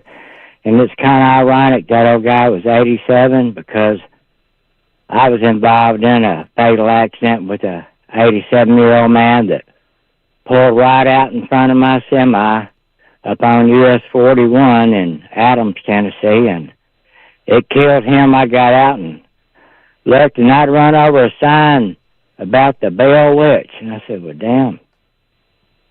The Bell Witch? Yeah, there's a state historical marker there, right for Highway 76 at US 41. Mm-hmm. They put these state historical markers up. Anyway, they put that sign back up, but man, that thing was still bent like back in the mid-90s, and that wreck was in November of 1980. But there was a guy where that old man pulled out in front of me. He told me, he said that that old man had to put his hand down under his leg to raise it up from the brake to the accelerator. So I think they need to be checked for motor and visual skills once they reach a certain point, you know? Yeah. And I tell you another little story. Yeah. A quick one. My granddaddy come home in this Lincoln Town car, pulled it in his garage on a Tuesday afternoon, and it wasn't a detached garage either. My uncle come over on Thursday, and that thing was still sitting out there running. What? He pulled his car in his garage and let it run in for like a day and a half and didn't even know it. Well, he got out of the car and went into the house, and it was just running in the garage? Yeah, shut the door, just let the thing running. Was it an open garage or was it a closed garage? No, he put a little button down and the garage door shut. It's not a detached garage either. Anyway, his son, his oldest son, took the keys away from him and sold that car, you know. Yeah, that's smart. He was like 97, you know. Yeah, I mean, I understand that it's not a fun conversation to have. Thank you, Al, for the call. I understand that it is a difficult sit down, and sometimes it's easier than others. I was so lucky with my grandpa because he nope, I don't need to drive anymore. Can't see. I'm done. Here's the keys. Sell the car. We're done. I'll get rides. Loved it, and I'm thankful. And I'm thankful that we had a small enough community in my hometown of Thomson, Georgia, Thomson, no P in Thompson, that he knew enough people to be able to do that. But, in some cases you can't. We'll get to more of your calls momentarily. Billy and Chad on the issue of right on red when we return. Plus, political discussion with Cameron Smith. He'll join us in the 5 o'clock hour at Super Talk 99.7 WTN.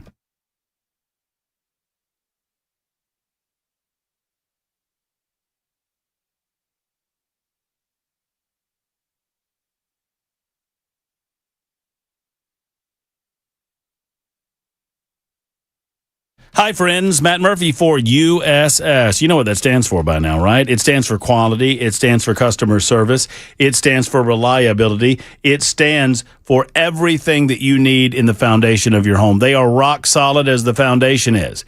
And if yours is not so much, you need to call the rock solid experts at USS. USS, they stand for United Structural Systems. Over 30,000 homeowners have trusted USS over the years. They've been around since 1994. They've been trusted for that length of time and with good reason. You don't do anything for 32 years if you're not doing it the right way. And they do it the right way. Their experience means that they understand every crack. They understand every stair step, a mortar joint crack. They understand moisture and mildew in your basement and crawl space. They understand all of that. And all of it tells a story. USS understands what those signs mean. Foundation settlement, basement water intrusion, crawl space moisture issues. They can handle all of it at USS. Friends, your house will at some point be attacked with a foundation issue. What do? You contact USS. Go to USSTN.com for a free estimate and a free structural foundation examination. A home inspection is available for you at USSTN.com. Tell them Matt Murphy sent you.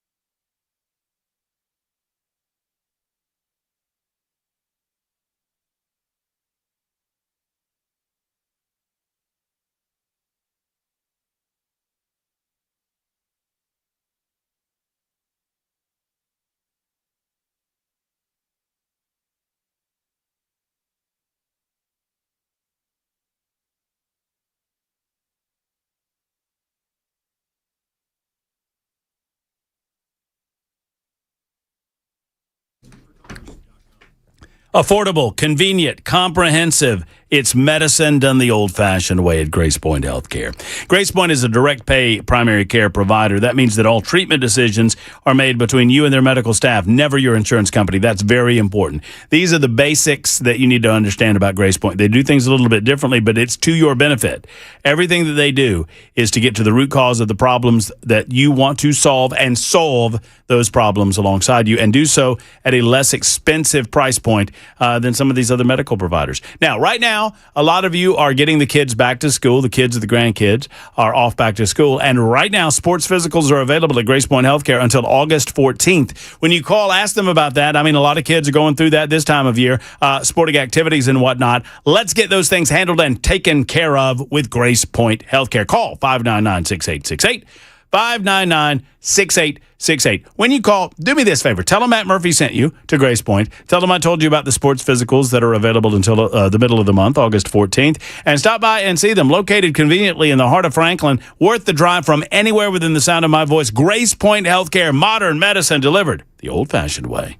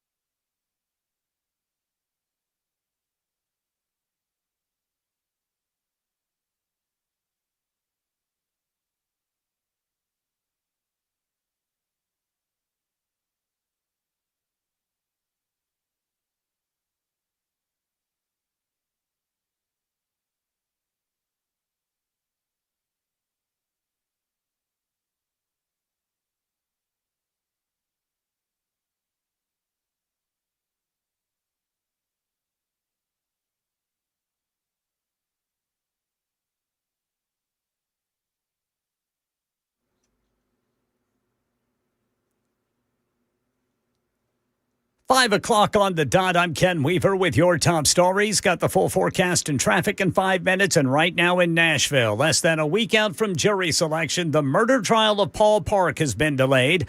Park is the man accused of killing Alyssa Lockett as she was jogging at the Mill Creek Greenway. Here's Channel 4's Lauren Lowry. Police say the two did not know each other, and the attack was not provoked. A mental health evaluation was ordered for Park. We have yet to learn what's come from that. But at a pretrial status hearing this morning, the judge pushed the trial back so that experts for the defense could finish their reports. Another hearing will happen in December, and trial could start in January. Now, Alyssa Lockett's family says they're disappointed in the decision today because it prolongs the trauma for not only the family, but the community and the millions of people they say have heard of her story. A bill co-sponsored by Tennessee U.S. Senator Marsha Blackburn to protect kids online is headed to the full Senate floor. The Kids Online Safety Act has cleared the Senate Commerce Committee. The bipartisan measure would strengthen protections for children online and require social media companies to take greater responsibility for young users' safety. And the FAA and the NTSB have launched an investigation into why a plane was allowed to take off as President Trump's helicopter Marine One was approaching. There were at least 2 3-minute warnings the president's copter would be in the airspace above D.C., and still, that controller does not heed the warning.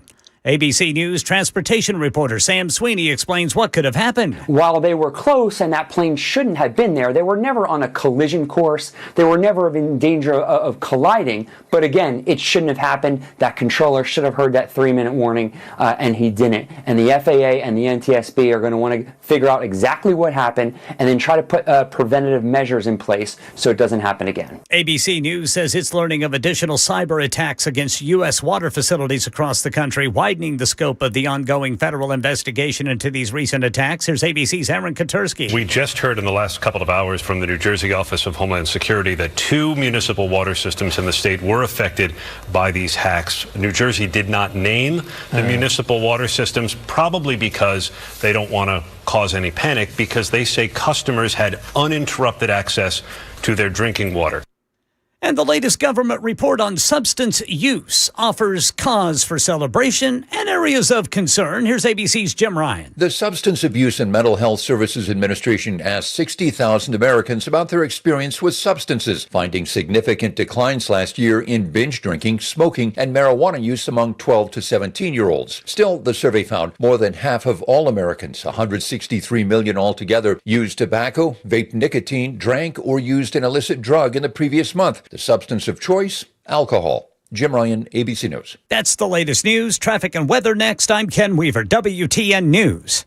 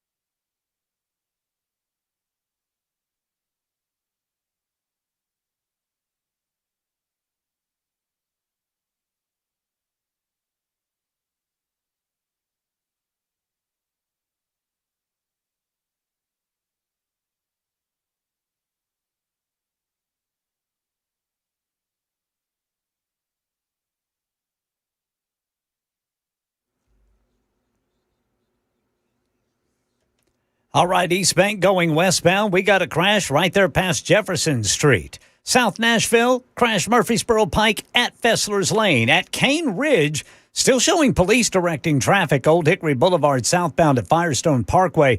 Vehicles going slowly through a gas station parking lot there to get around an overturned semi. In Antioch, a crash. Bell Road east of Hickory Hollow Parkway. And at BNA, an accident. 40 eastbound before Briley Parkway East. It is a parking lot going northbound on 65 to the South Loop and eastbound 440 over to Nolensville Pike, then eastbound 24 from 440.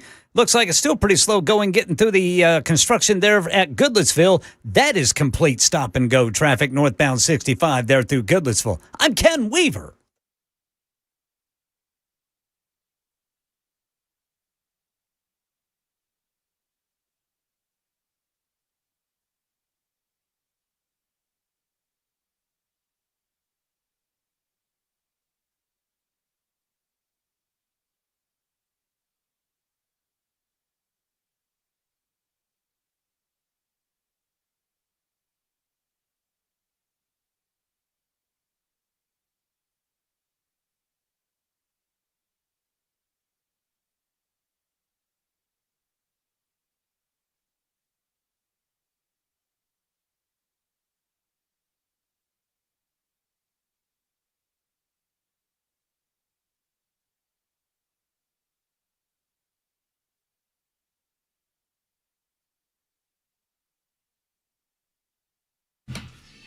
Super Talk 99.7 WTN.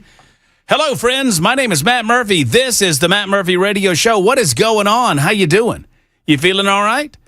Hey, I'm noticing something in the studio. You see something out of sorts in the studio, Jackson? No, not him. He's normally here these Wednesdays at 5 p.m. I am. It's a different water container.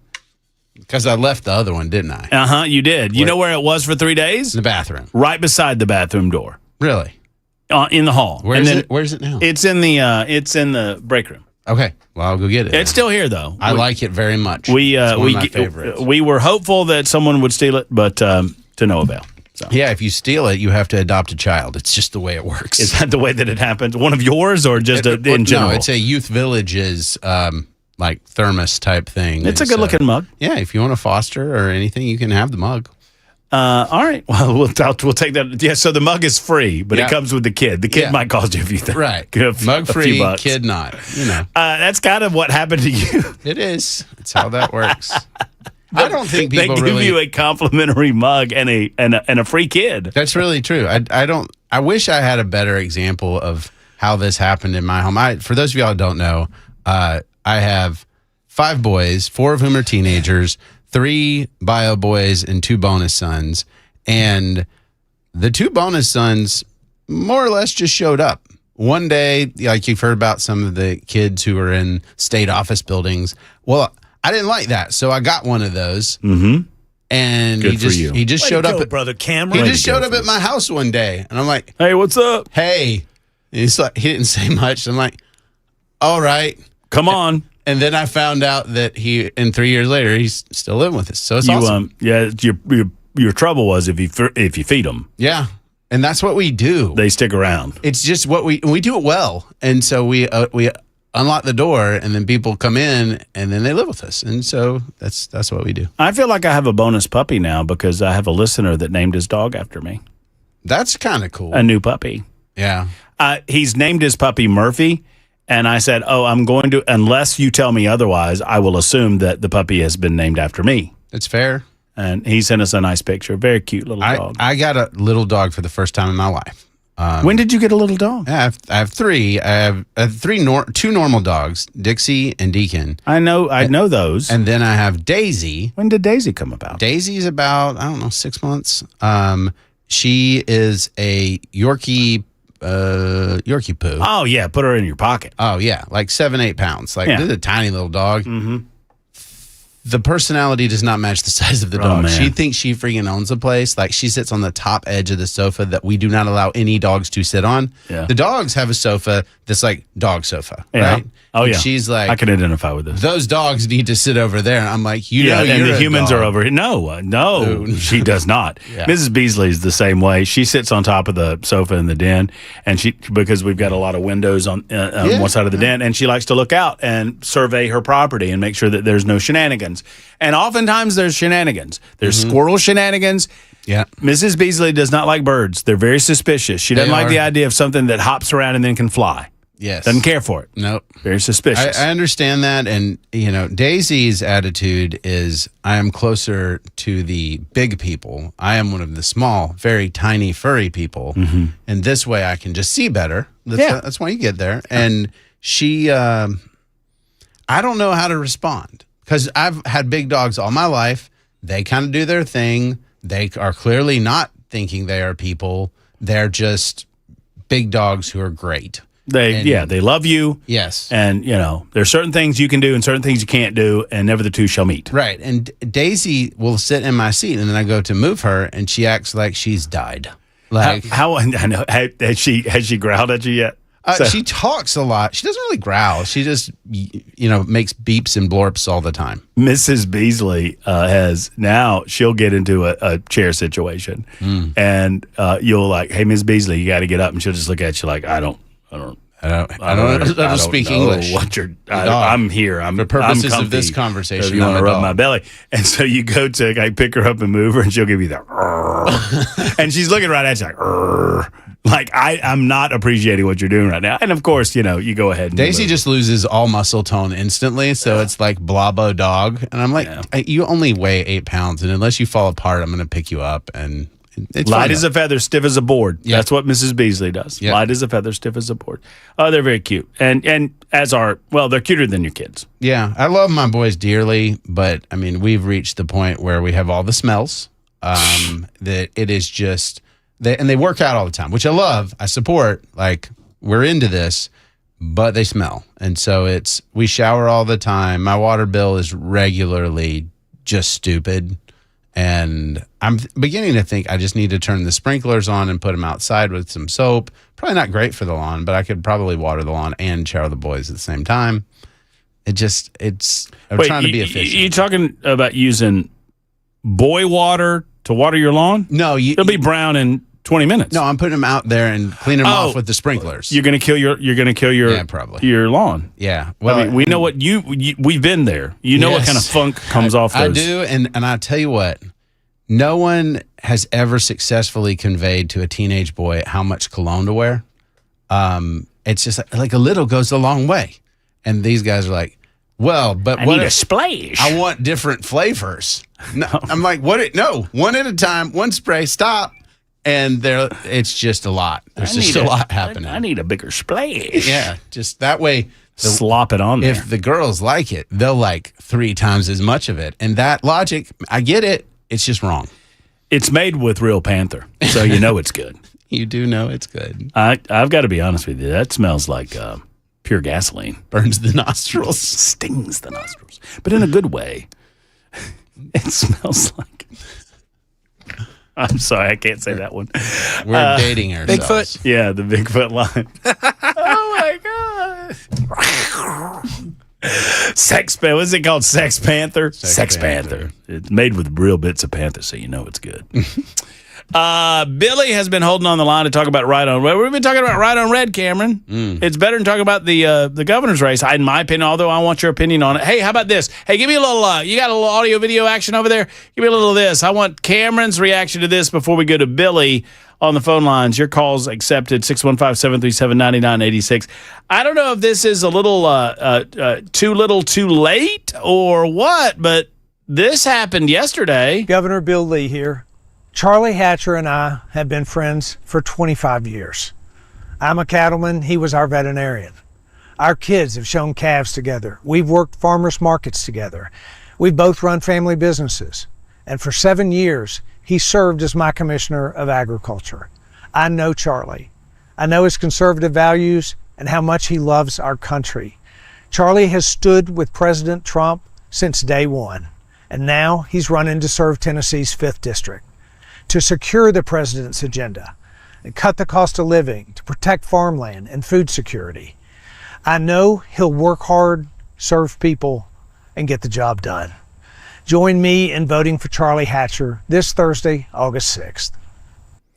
There's the governor offering an endorsement, which I feel like that's fairly rare. I mean, I understand he explained it clearly. He's been friends with the man for a long, long time. He served as his agricultural commissioner for 7 years. And he didn't trash the other candidate. And he didn't trash the other guy, but it's still fairly rare that someone in Governor Lee's position would endorse in a primary. Yeah, I actually think we should start pulling a page out of Trump's playbook on this. Trump endorses who he wants. Yep. He does not care. Yep. And even when, like in Texas, you might lose the Senate seat, but you just decided that's the guy you like. Okay. And I think the idea, I love the idea that the Reagan rule of you shall not speak ill of a fellow Republican, but that doesn't mean that you can't endorse one Republican over another. And Trump does it, so I think Governor Lee, I think other executive types and other congressmen should do that.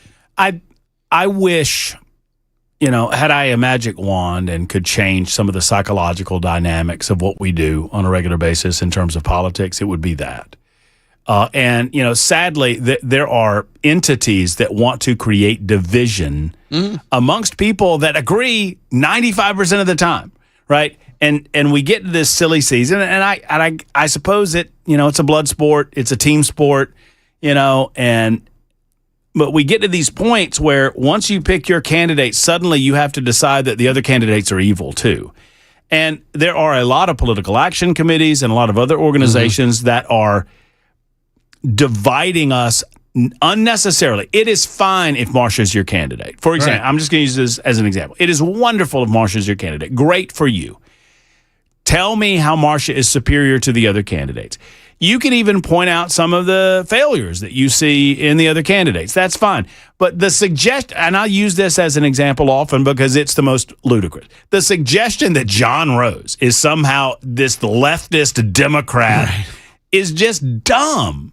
It's not true. It's just not true. And it doesn't have to be that way. Just say Marcia is clearly better. John is not the man. He's not going to get the job done. But why do you have to take it to the point that, frankly, you're lying? Yeah. And I don't understand why we have to be that way. Because negative works.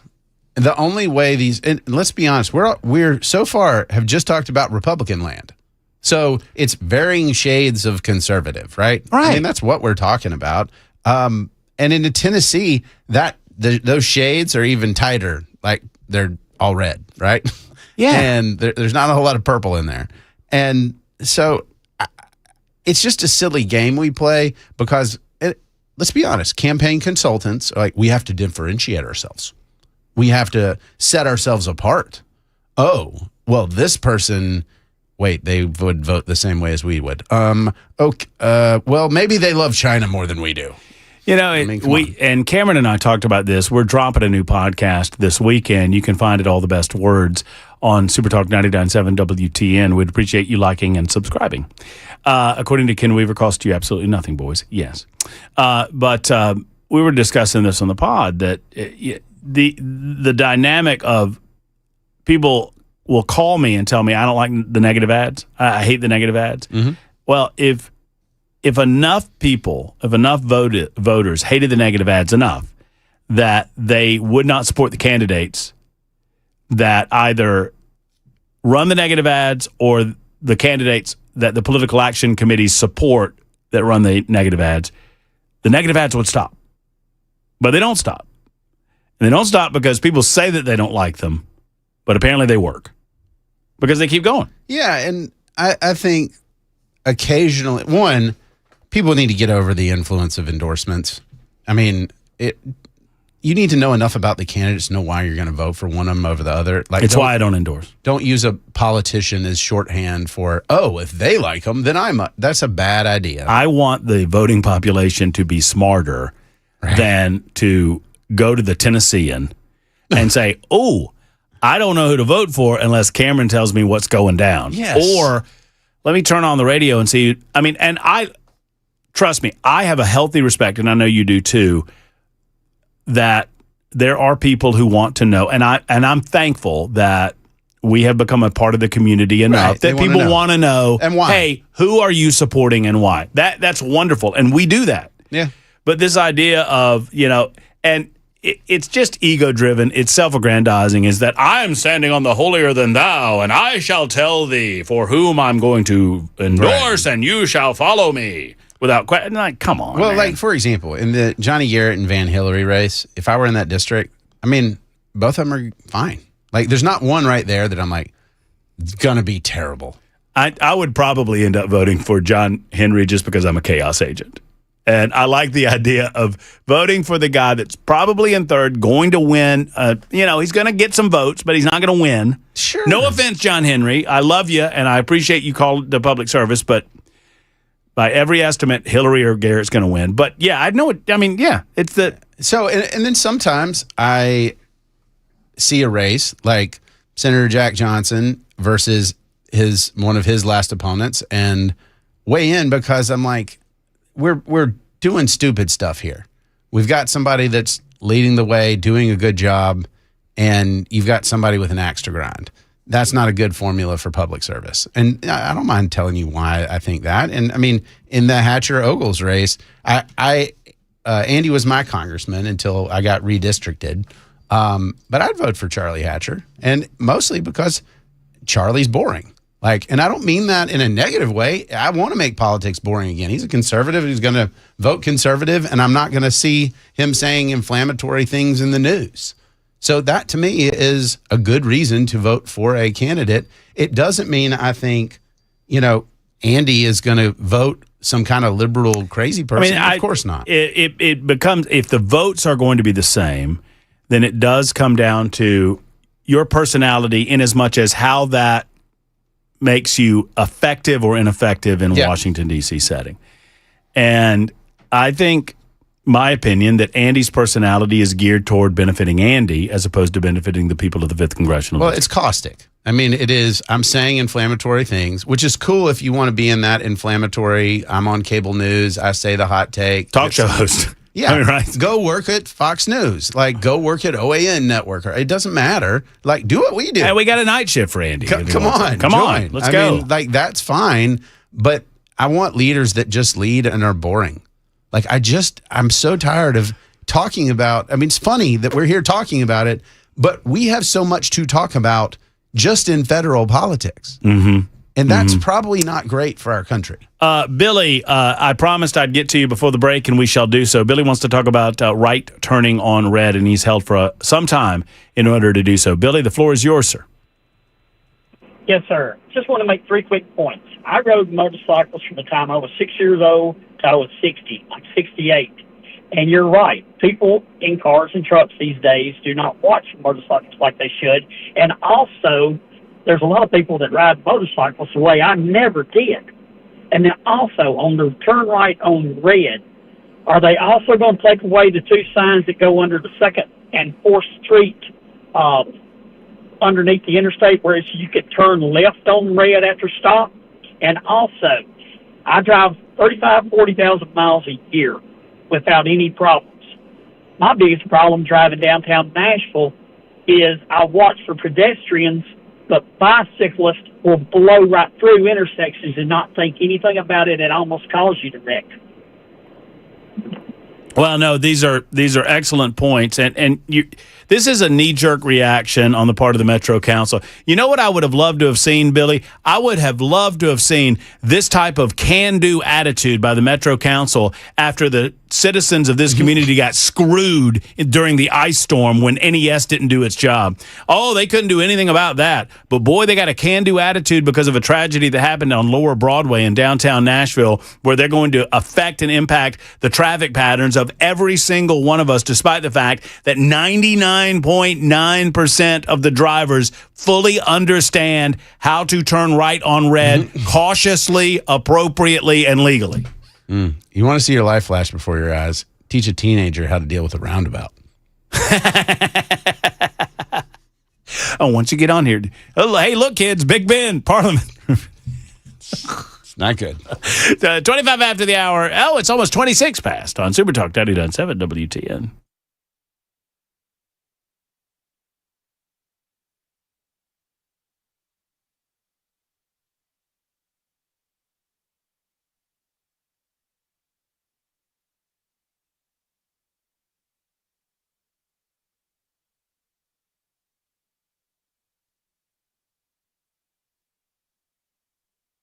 Hi, friends. Matt Murphy for Better Water. Better Water is a premier sponsor of the event tomorrow night in Hop Springs, and I love Better Water. I love the fact they came to my house. I was using some of that incredible filtered water in my lower kitchen area last night, as a matter of fact. You know what I use it for? And this is a pretty cool thing. Your plants in your home, your plants don't like the chlorine that's in your water. I mean, we talk about bathing all the time. We talk about washing your clothes. We talk about drinking and cooking. But if you have plants, the plants don't like the chlorine. And I have this app that, you can take a picture of the plant. It's like, hey, what's wrong with this plant? And I was taking pictures of my plant. This actually happened. And I'm like, what's up with this plant? Why has it got little brown tips on it? It's like, oh, it probably, if you're keeping it watered, it doesn't like the water because of the chlorine and the fluorine and some of the other crap in the water. I'm like, I didn't think about that. So I'm using Better Water LLC's filter, their reverse osmosis filtration system, to water the plants as well. It's just another way that Better Water is helping your home. Whether it's water softeners, specialized filters, UV lights, you name it, they do it. They're based in Smyrna, been there since 1971. And we love having them as a part of the Matt Murphy Show, and thank them for being the premier sponsor of the big event tomorrow night at Hop Springs. Give them a call and thank them in person, 615-355-6063, 355-6063 for Better Water LLC.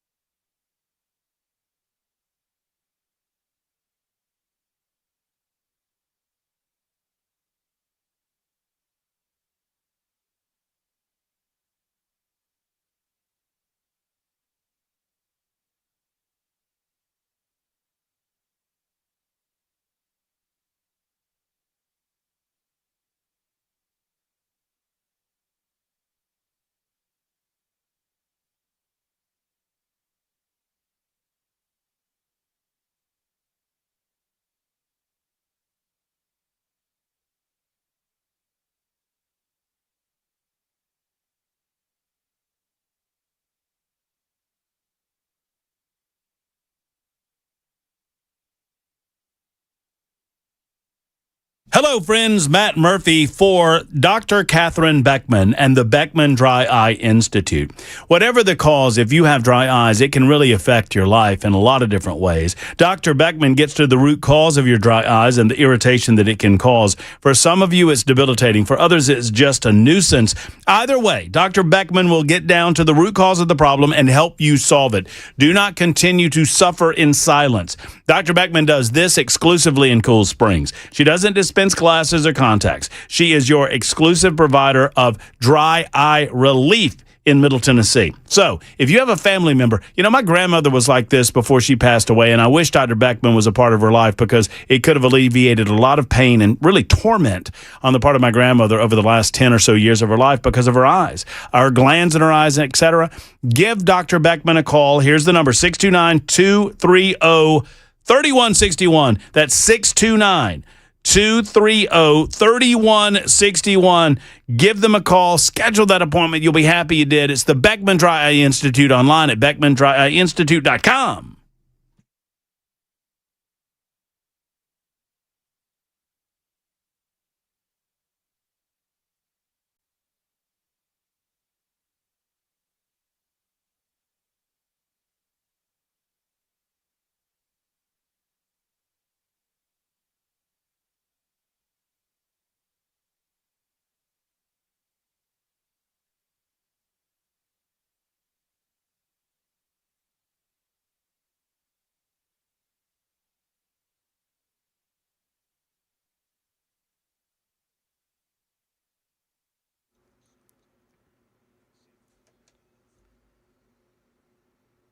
.5:30 on the dot. I'm Ken Weaver with your top stories. Got the full forecast and traffic in 5 minutes. Right now in Nashville, less than a week out from jury selection, the murder trial of Paul Park has been delayed.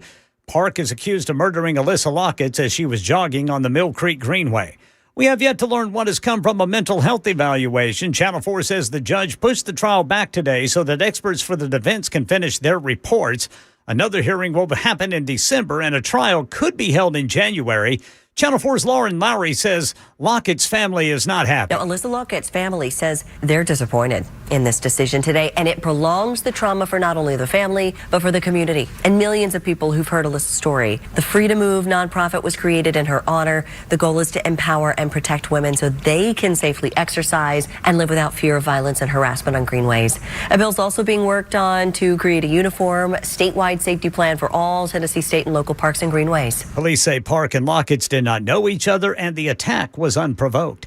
Metro Council moving forward on a proposed ban on right turns on red, passing last night on its first reading. Channel 4's Sydney Whitty on why some city leaders say the change is necessary. Sponsors say its focus is safety. When drivers turn right on red, they're typically looking left for that traffic instead of right for people in the crosswalk. The ban would only apply in Nashville's Urban Services District. There are exceptions for first responders like police and firefighters.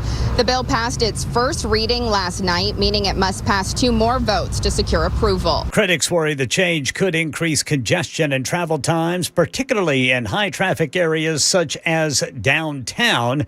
The investigation continues into the cyber attacks that has targeted a number of water facilities across the U.S., including in New Jersey, Georgia, and Utah. Here's ABC's Aaron Katursky. Iran is the prime suspect because we're at war with Iran, and Iran may be trying to make clear it has the capacity to retaliate if President Trump escalates the war, as he's considered doing.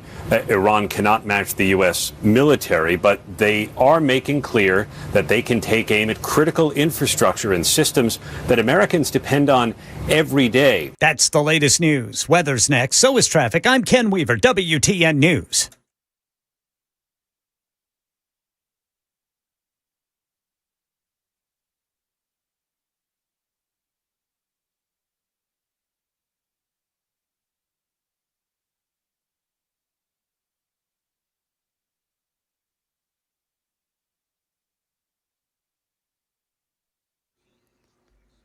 All right, crashes Antioch 24 eastbound before Hickory Hollow Parkway. Looks like we have an overturned vehicle. Okay, this is going to be in Hickman County.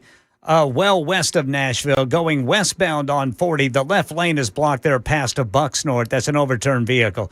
So back here in Nashville, Berry Hill, we got a crash. On-ramp partially blocked. 65 southbound on-ramp from eastbound I-440. Look for a crash in Antioch Pike, south of Franklin Limestone. We've got Woodbine, Thompson Lane, east of Foster Avenue. Also Murfreesboro Pike at Fessler's Lane. Then in Cane Ridge, police still directing traffic. This is Old Hickory Boulevard southbound at Firestone Parkway. Vehicles slowly moving through a gas station parking lot there to get around an overturned semi. I'm Ken Weaver.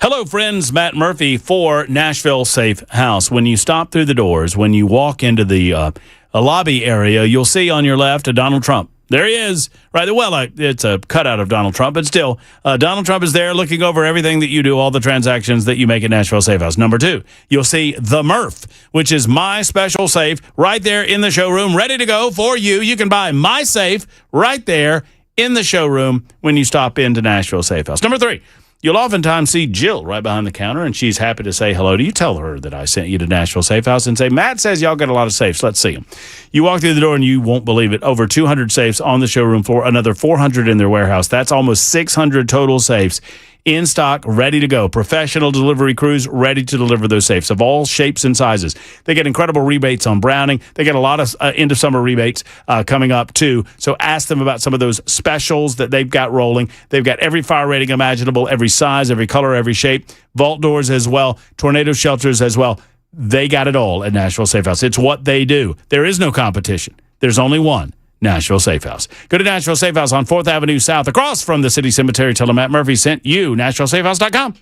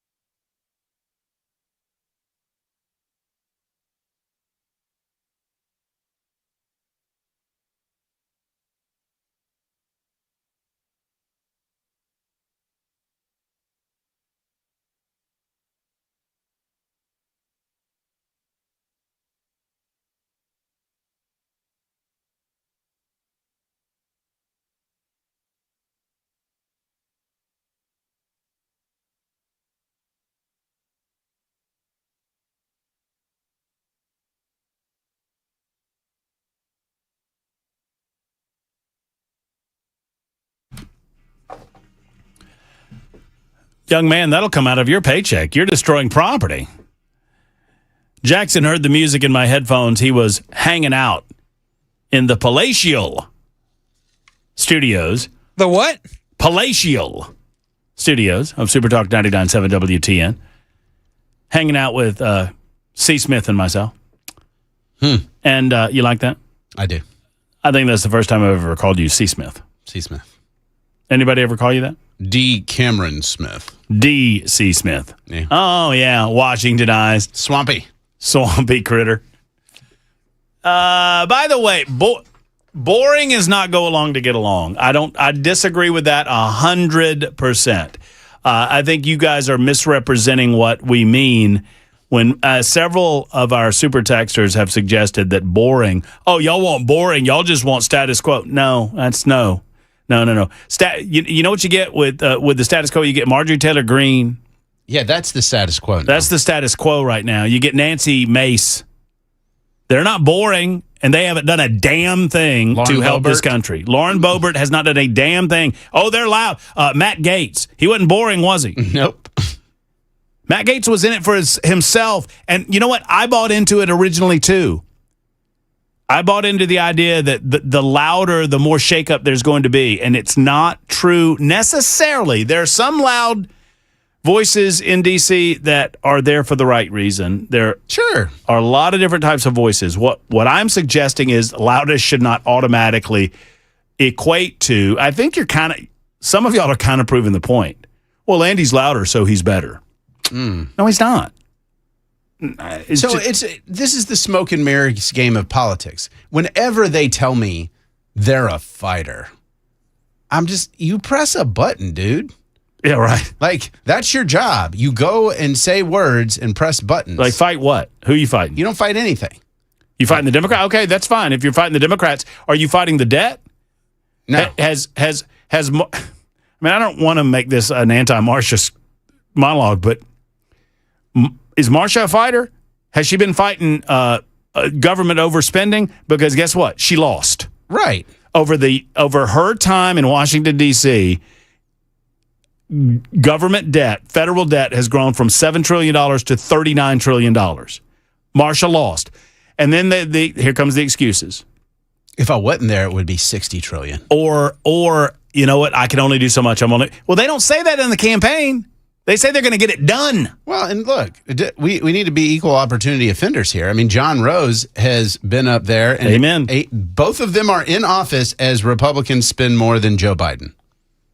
Like, I want you to understand that. Like, both of them are actively in office, and they don't say anything about it because they're afraid of Donald Trump. Yeah, and Republicans and Donald Trump supporters. White House, House and Senate spending more than Joe Biden. That's happening. It's real. And we should all be disappointed in that.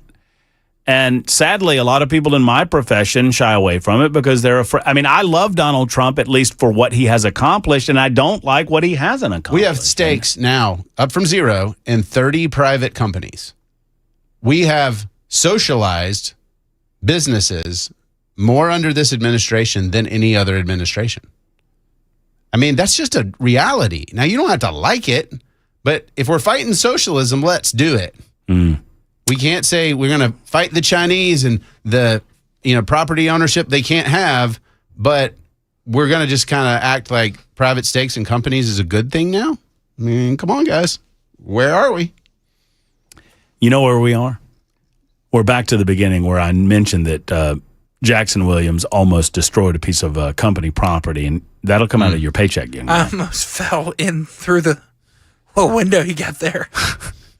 If you can fall through that window is a big window. That trash can's not normally there, Jackson. It is not. You know what is normally over there on your little board? Nincompoops in the news. Nincompoops in the news. It's time for Nincompoops in the news. It's a four-way conversation on these Wednesdays. Cameron Smith joins in. Matt Murphy's here. Jackson Williams is here. And Ken Weaver is in News Closet B. We gather together, we all bring an nincompoop story. You know what the news is. You understand. Ken Weaver's been telling you the headlines all day long. Matt Murphy opines on said same. Now it's time to go all across the state of Tennessee, all across these 50 United States of America. Nay the globe, yeah. Nay the globe. Nay the globe. And we find those nincompoops where they live and breathe, and we present them to you on a daily basis. Oh, yes. Ken, Yes. I have some unfortunate news to relate to you. Yeah, Brother Jackson already told Oh, me. yeah, I bet he did. You know, He was quick to mention that. when Jackson doesn't win, have you noticed he forgets who did? Yes. And when he never forgets when he wins. No, sir. I've noticed. So y'all are saying I don't forget often? Why don't you just go ahead and pick the batting order, Jackson, and let's get this party underway? Well, considering that rude comment, we're going Williams. Weaver. Smith. And up yours. You go fourth. Nasty. That's a nasty one. That's a nasty That's one. a nasty Yes. one. Oh, yes. All right. Well, You ready? Well, I mean, you go first, right? So I guess Yeah, we have just- to be. Yeah. Okay, go. 2 hospitalized after machete fight in front of Florida Publix. I would like to interrupt this story and note, Ken. Yes, sir. Jackson, I'll allow you to finish in just a moment. I'm like Kanye West and you're Taylor Swift. I'm going to let you finish in a minute. I'm going to let you finish. But Beyonce had the greatest album of all time. Ken, I found this story yesterday. I showed it to Jackson yesterday, and Jackson looked at me in the eyes. And said, I get to go first. I'd pick a new story if I were you. He had black, evil eyes when he said it. He said, I go first, and I might go about finding a new story. Anyway, go ahead with the machete fight. 2 men were hospitalized Tuesday after a stabbing by machete in the parking lot of a Publix in Panama City, Florida. Panama City police told this WFLA, the news station out of Panama City, Florida, that an argument escalated into a physical altercation where both men wielded machetes. Both men were transported to the hospital with non-life-threatening injuries. Reports both men were criminally charged, and after receiving their medical treatment, police, per the report, said the fight stemmed from an argument about an ex-girlfriend. Do you think they texted each other like, meet at the Publix at high noon, bring your machete? Could have. It's Florida. Yeah, but Was this a Florida duel? in front of Publix? Yeah. I mean, they're like, where are we going to have our duel? Yeah. In front Let's of go to Publix. Publix. We get sandwiches after. Listen, I would have picked the Winn-Dixie. when they run out of that fried chicken, things get testy. They do. Pub subs. Oh my goodness! Well, I'm a fried chicken boy at Publix. But God rest my grandmama's soul. Publix has the finest fried chicken I've ever put in They my do mouth. make pretty good It's fried good. chicken. It's good fried chicken. So if it was over fried chicken, I'd understand it. No nincompoopery at all. Is that it? Machete? That's all you can come up with? Machete fight in front of Publix? So what are the odds that if you pull a machete on somebody, they have a matching And machete? now we're talking. Now you're speaking my language. That they're matching your energy on Right. the machete front. Like Cameron's starting to piss me off, and I whip out my machete That you just happen to that have I just on happen you. to have on me. What are the odds that he whips out And a then he machete? whips out a similar style machete. Just in case. Here we go. I knew this day would come. Nah, I've been waiting on this day all my life. Good thing I brought along Lucille. You know, there's a guy somewhere hearing this that's like, one day, Y'all don't have a machete? one day, I mean, I'm going to get my chance. one of these days. And he's walking awkwardly because he's got that machete jammed in his pants. You got to do what you got to do. It's great. I get it. Ken Weaver. All right, this one's a local one, boys, out of Cedar Hill. I like it. Robertson County man fabricates home invasion to get ex-girlfriend sympathy. A man gave law enforcement in Robertson County a false report of a home invasion to elicit sympathy from his estranged girlfriend, according to the Robertson County Sheriff's Office. On August 2nd, around 4 in the a.m., deputies responded to a 911 call reporting a home invasion on Drake Road. Law enforcement said the caller, 22-year-old Alec Payne, said 2 men had broken into his home and that he was hiding in the bathroom. When deputies arrived, Payne said the suspects had already left. ran off into a cornfield. Deputies conducted an extensive search with a canine unit and a drone in order to find the reported suspects. During further investigation, Payne later allegedly confessed to deputies that he had fabricated the home invasion. They said they will be presenting this case to the grand jury for formal charges. Although it does not say why Mr. Payne wanted to do this in order to elicit sympathy from his ex. That's He wanted to elicit what? Sympathy from his what? estranged girlfriend. Oh, his ex. Yeah. Oh, I thought you said something else. So I guess, honey, you got to come back. These big mean men came into my home, tried to beat me up. Then they ran off into the cornfield, and the canines couldn't find them. To which she would say, and? Life is tough in the cornfield. To which she would say, looks like I made the right decision. I suppose so. That's Ken and Kenton and Kapoop. I get to go last. So Cameron, This one's out of Fresno. A man is in custody after the Fresno Police Department said he hid in the ceiling of a plasma donation center in central Fresno. Police officers responded Wednesday around 7:30 a.m. to a plasma center near Dakota and Blackstone Avenues after reporting a person hiding inside the ceiling or walls of the building. Police said a patient donating plasma looked up and saw a man peering through the ceiling, prompting staff to call 911. The officers attempt to negotiate with the man and convince him to come out. Instead, police say he kicked objects from the ceiling area. An officer looked through the ceiling to determine the man's location when the suspect allegedly threw an object, possibly a pipe, that struck the officer in the head. Negotiations continued before the man came out from the ceiling area and was reportedly nude. Police said that before coming down, he broke a pipe, causing water to flood the building. Officers said the man refused commands after exiting, leading them to deploy pepper balls before taking him into custody. No injuries were reported. So the guy's just like poking his head out. A cop sticks his head up there. He hits him with a pipe. And Gotta watch them pepper balls. Right. They negotiate with him. And I'm like, guys, this is... And then he comes out and he's naked. Of course he's naked. You got to watch those pepper balls, boys. If you're hiding in the ceiling, then they get you with the pepper balls. It's hot up there. I mean, we've decided that Cameron gets to do the stories if we've already done them. Yeah, that's right. Okay. Did y'all do pepper balls? We did. We did pepper balls. It's a big winner for Jackson. I think it's a good enough story to win twice myself. Well, mine. It's a great story, Cameron. Thanks. That's where to go, brother. The other was an Alabama guy who was, singing underneath someone's house. I mean, that was good too. Kind of a say anything vibe.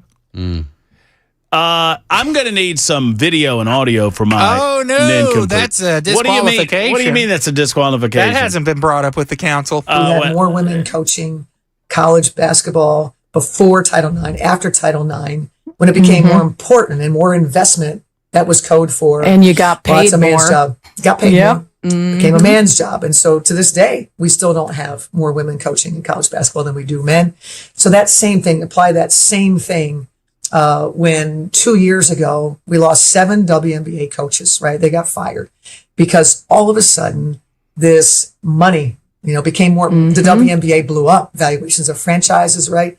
In comes the NBA folks again, who had cast us aside for many years. In they come again, right? Now they want their franchises back and that sort of thing. It's more important again. And then we have more men.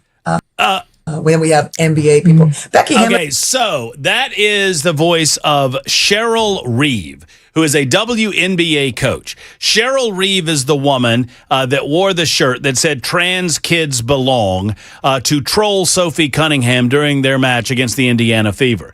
She has publicly stated that she agrees with the idea of biological men playing in the WNBA because we don't exclude in this league.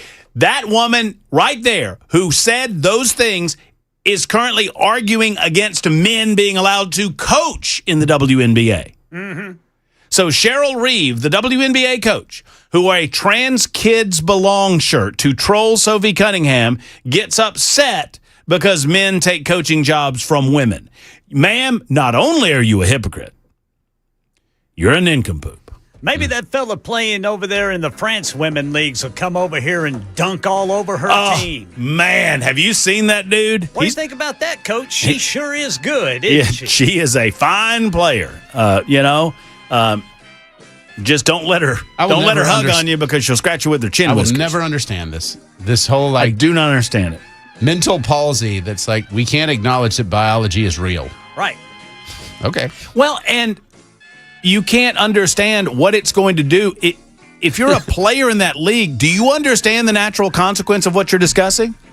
No, because virtue signaling. Remember? Right. Because I think they think it'll never happen. But it will. That will ruin that league. It will. It won't. Well, we know the deal. Cheryl Reeve, you are a nincompoop. That's how we play nincompoops in the news. Super Talk 99.7 WT. And I would invite you to vote for me. And that's about it.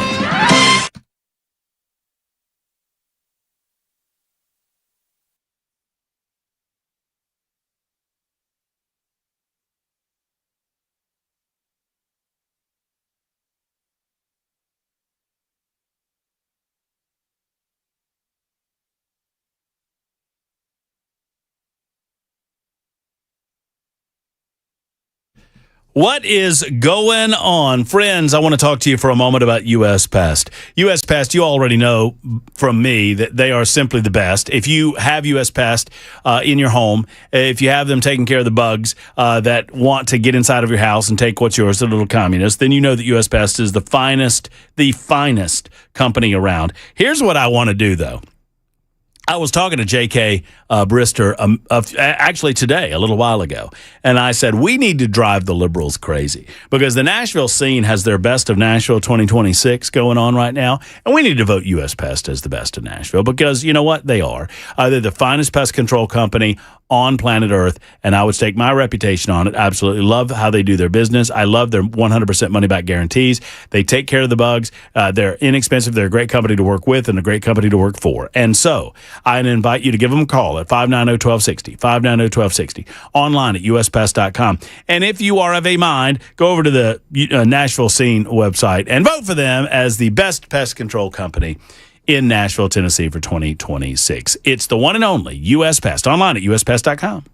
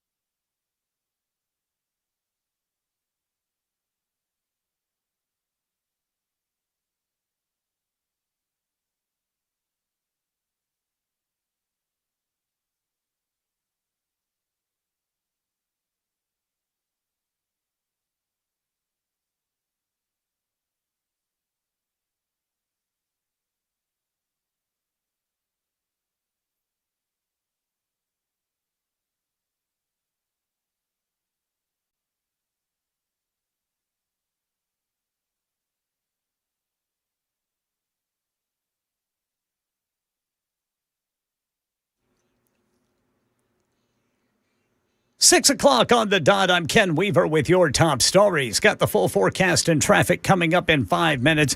Election 2026. Tomorrow is primary election day, and Channel 4's Stacey Cameron breaks down early voting in the redrawn 5th Congressional District and what it means in the race between Republican incumbent Andy Ogles and farmer and former State Agricultural Commissioner Charlie Hatcher. His team says new rural counties make Hatcher the perfect fit over Ogles, who first won the seat 4 years ago. But the early vote numbers tell a different story. Early voting has exploded since the last primary, but the surge isn't in rural areas. It's in the Nashville suburbs. Republican early turnout is up 80% in Wilson County, 41% in Williamson, and 37% in Rutherford. But meanwhile, rural Murray County, Hatcher's home turf, is up just 6%. So, if these early voting numbers are tea leaves, the message is clear. Hatcher can't rely on running up the score in farm country alone. He must win over places like Williamson and Wilson counties to offset the suburban surge closer to Nashville. Now, Channel 4 says polls show a dead heat in the 5th Republican primary, making turnout tomorrow critical. Even though President Trump has backed Ogles, outside groups poured millions of dollars in to boost Hatcher's campaign. Also in Nashville, a proposed ban on right turns on red lights is advancing in the Metro Council. It passed on its first reading last night. Channel 4's Sydney Weedy reports supporters think drivers look left, but then don't pay enough attention when they turn right, putting pedestrians at risk. We talked to people who live in the city about that measure. I absolutely can see the value to doing that in downtown Nashville. It seems like things have gotten pretty dangerous down on Broadway and in the blocks surrounding that. So I think that would be a great starting point. If the measure passes, it could expand outside of the city, but it wouldn't be enforced until next year. There would be exceptions for first responders. And in California, a man who was arrested near President Trump's Los Angeles area golf course days before the president's planned visit, set to appear in court today on possession of an unregistered rifle. The man aroused suspicions of federal agents over the weekend after he was seen on the property. Here's ABC's Christiane Cordero. They're accusing him of visiting this Trump National Golf Course there in Southern California 2 times in the days leading up to President Trump's fundraising event there. And the second time, this is ultimately what the big red flag was he approached federal agents, according to investigators, and identified himself as somebody who works for the State Department and said that he was there for security details. Kentucky health officials investigating a major outbreak of cyclosporiasis with 620 reported cases statewide, 274 confirmed as of July 29th. Hospitalizations in Kentucky have increased from 7 to 24 people. That's the latest news. Traffic and weather next. I'm Ken Weaver, WTN News.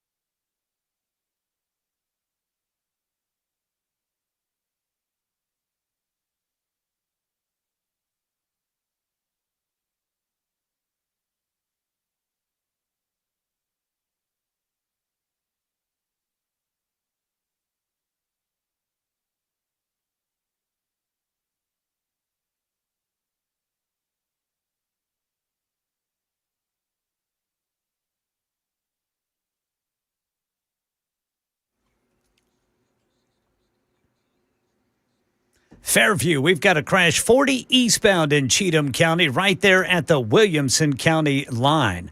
Looking over here at Rutledge Hill, Hermitage Avenue at Lindsley Avenue. Berry Hill, a crash on the on-ramp, partially blocking it, 65 southbound from eastbound 440. In Lebanon, a crash, 40 eastbound at Gallatin. And in Burns, in Dixon County, we got a crash, 40 westbound right there at I-840.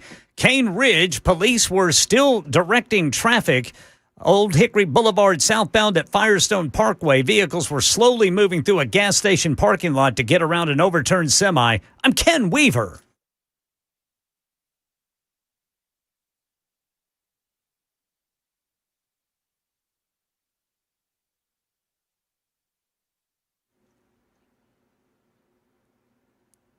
Antioch, a crash, 24.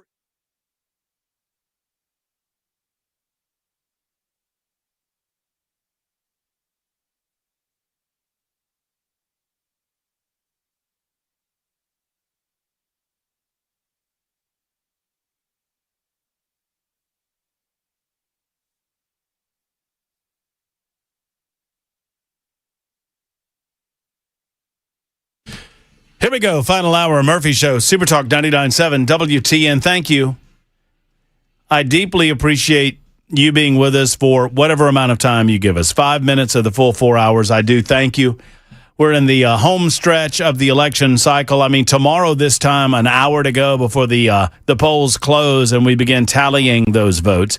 The primary season in the state of Tennessee truly feels like the general election, considering that the Democrats don't seem to bother to show up anymore. Certainly non-representative of the values and the belief structure and the ideology of most of the Tennessee population. With that in mind, we're talking with Cameron Smith about all of these things. He's with us on these Wednesdays until 7 o'clock. You're invited to come out tomorrow, by the way. I know that your days are pretty busy. You got like 28 people in your house. I do. They're everywhere. And look, it's football season time. I gotta see if we got any scrimmages, any excitements happening. If not, I'd love to. Last time we were there, you reminded me, we just stared at each other as Joe Biden melted. I think that was the last time we were at Hop Springs, too. I don't think we've been there since. Maybe there was an event, but you will always be a part of that memory for me. When I feel like, and maybe hindsight is adding this into my head, but I pretty much feel like I know this. We did our show. We made way to the debate. It was the big Joe Biden-Donald Trump debate of 2024. And we were all very excited about what was to happen. Will Donald Trump get the best of him? Will, fiery Joe Biden show up? Will that State of the Union mean Joe show up? Remember that guy? Yeah. What cocktail will they present Joe before he gets on stage? And about 5 minutes into it, I'm standing next to Cameron, and I look at you, and you look at me, and I think I remember this correctly. You said, "What is happening?" Yeah. I was like, whoa. This is not good. And by the end of it, I was like, my goodness gracious, I think Donald Trump's going to win this thing. I mean, that's kind of when you knew. But yeah, Hop Springs tomorrow. Show starts at 3. The entire crew will be out at 6 o'clock. Jay Willie, speaking of football, if I buy tickets and drinks, you in to go to a Lipscomb Academy home game with me? Yeah. Okay. Because we, whatever game we select, we're going to be rooting for the other squad. That's what I've decided. That's hurtful. Hurtful. I told Cameron during the podcast that I would come and root for his boy, who's a sophomore, who's playing for Lipscomb. But I decided to change it up, and I got a side eye. Yeah, you did. Cameron. It's like, what? Cameron, do y'all play BA this year? Yeah. Yeah, Lipscomb Academy plays Brentwood Academy. That's the one we're going to. Is that? Yeah. Didn't you go to BA? Yeah, I did. Is that a tough one, or you all in on Lipscomb? All in on the Stangs? I had my day. I've got my state championship rings, my Letterman jacket. Sometimes I look at it, and then I remember what was. Yeah. Y'all play Baylor? The old glory days. I think we played. I don't know. We're in the same division as Baylor and McCallie. I have to look up this football schedule. Man, oh man, Lipscomb schedule. That's a snooty high school schedule there. It's a tough one. Brentwood Academy. If you're playing Baylor, right? Wasn't Baylor where Was that Jared Curtis? No.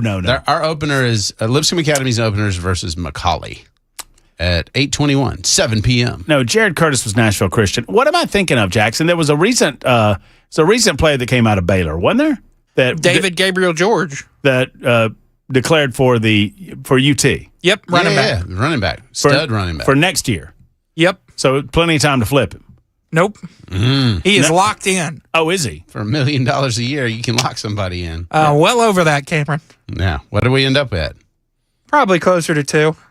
Really? Who's counting, splitting hairs? Man, oh man. I feel like you here's who deserve better on the field. Macaulay, Ravenwood. That's a good one. It's a private public. Knoxville Catholic, MUS in Memphis, Innsworth, Christian Brothers, Father Ryan, Briarcrest, and Brentwood Academy. They close out the season October 29th. Brentwood Academy. I guess gone are the days. I remember when I was a youngster. Now, I never played football. I went out in the 9th grade and decided that it wasn't for me. And I didn't like the monkey rolls. And I didn't like the bench. But I remember going to games. And I remember the Thompson Bulldogs, THOMSON, no P in Thompson. You play 10 games. You have 4 schools in your region. And you play 1 home and 1 away against those schools. And then you have 2 non-region opponents. I guess that's not the way we do it anymore. Yeah, ever since they split public-private in Tennessee, thanks to Brentwood Academy being awesome when I was there, incidentally. How many rings? They've ruined it. Well, we had a kicker issue, so we're runner-up to NBA. I would have had 2, but I got 1 wrestling and 1 football. Kicker issue. Kickers, man. It's still a thing, man. What was his name? Do you remember it? He lives here now. Do you don't have to tell me. Do you remember it? Oh, yes. Okay. Yes. I just... 4 kickers. I'm just like, dude, you have 1 job. Dude, you make that kick, you are famous for the rest of your life. Yes. You miss it, I'm sorry to tell you something. Good guy, just a thing. Uh-huh. But I think public and private schools should, because I don't want say that it's Oakland. Oakland's fantastic. Lipscomb scrimmage them. I want to know, is the best private school in the top division and the best public school in the top division, who's the best? That's what I want to see, and you can't really do that right now. So forgive me for not knowing, but there's no reason for me to know because I don't have kids. In Tennessee, they blend athletics in public and private school, and so everybody's competing. It used to be blended, and now it's split. So you have private school, Division I, Division II, whatever, and then you have the different publics and the different A divisions. So single A up to, I think, 6A. Do private schools recruit? Yeah. I mean, the issue is, no, I shouldn't say recruit. Private schools can offer financial aid. And when they offer financial aid, they say, well, that's not fair because Brentwood Academy, this is what happened. Back in the day, Brentwood Academy would offer financial aid to students that weren't necessarily close to Brentwood Academy. And a school... To swipe the best players. Yeah, you want to get the best players in, right? And so they said, well, that's unfair. So a school with a high school of 400 kids competing against a school with 1,600 kids, well, because you offered financial aid, you can't do that. And I said, okay, fine, but now we wonder, right? Well, I thought that's what the regions were for. That would prevent a larger school from competing against a smaller school. Well, I feel like you could still have that, but I'm just saying, and have a blend. Brentwood Academy, when they were combined, is Brentwood the smaller school? Yes, in this scenario, Brentwood Academy was very much the smaller school, playing Oaklands and Riverdales. They didn't like it, and that we were winning, and so they said, "Well, let's figure out a way to carve." Well, them they out. probably didn't like it that it was an unfair competitive advantage to Brentwood. Yeah, and I mean, if the issue is that fair, I would open up the floodgates. I think that the idea here in the era... But public schools can't offer scholarships. There's no financial aid incentive for the public schools. Tennessee's a public school, and it just offered $2 million to a running back. High schools. No, but that's what I'm saying. Is in the age of NIL, why can't I do that? Why can't I have an NIL collective for Nolensville High School and go say, hey, I want to go recruit the best players? Why can't I do that? I don't. As far as I'm concerned, you can. I don't care. But that's what I'm saying is the Tito SAA, and it's like, 100-year, we're archaic. We do not want to. Because we don't want to promote what is clearly a recipe for disaster in the college football system. NIL is going to blow up in 10 years, within 10 years. And it may. My point is this idea that we're going to not allow folks to get football scholarships, but you can get academic scholarships. It's just the moment that you get a scholarship and you play sports, now you're not eligible. So, Like, I mean, come on. the sentiment is that now they've split the two divisions, that there's some of the public institutions look down on the private schools a little bit. Like, Well, we just don't know. That's fine that y'all won your little private school championship, but y'all could never compete with us, kind of thing. Right. And my point is, like, the real deal is, and I see this because I saw those kids at Oakland, Blackman, they want a shot, you know? Like, they're like, you may be able to do all this. You go check out the Oakland High School. They're one of the Jumpman schools. So they've got indoor training facilities that are state of the art. They got all kinds of cool stuff, and they are a really good ball team. Mm-hmm. And good football players, good athletes want to play the best. I'm trying to figure out where I'm at on this. I get it. It's tough, but I just know if I'm saying I'm the best, like I've done the work, I have. You are the best. Worked out. Thank you. For private schools. I've done that, but I want to play you because you look pretty good. Well, then you don't get to play me. Right, but because we're in a different. I mean that's like you're the boys basketball team and you want to play the girls. You don't get to play the girls basketball. Which one's the girls? It's a fair question nowadays. The girls are the private school. Okay, so now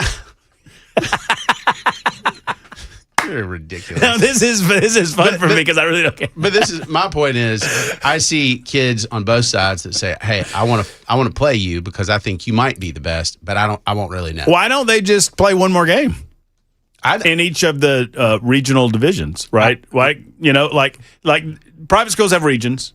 Am I saying it right? Regions? Yeah, divisions. Or divisions, and then public school has divisions. Yes, and they're sizing them.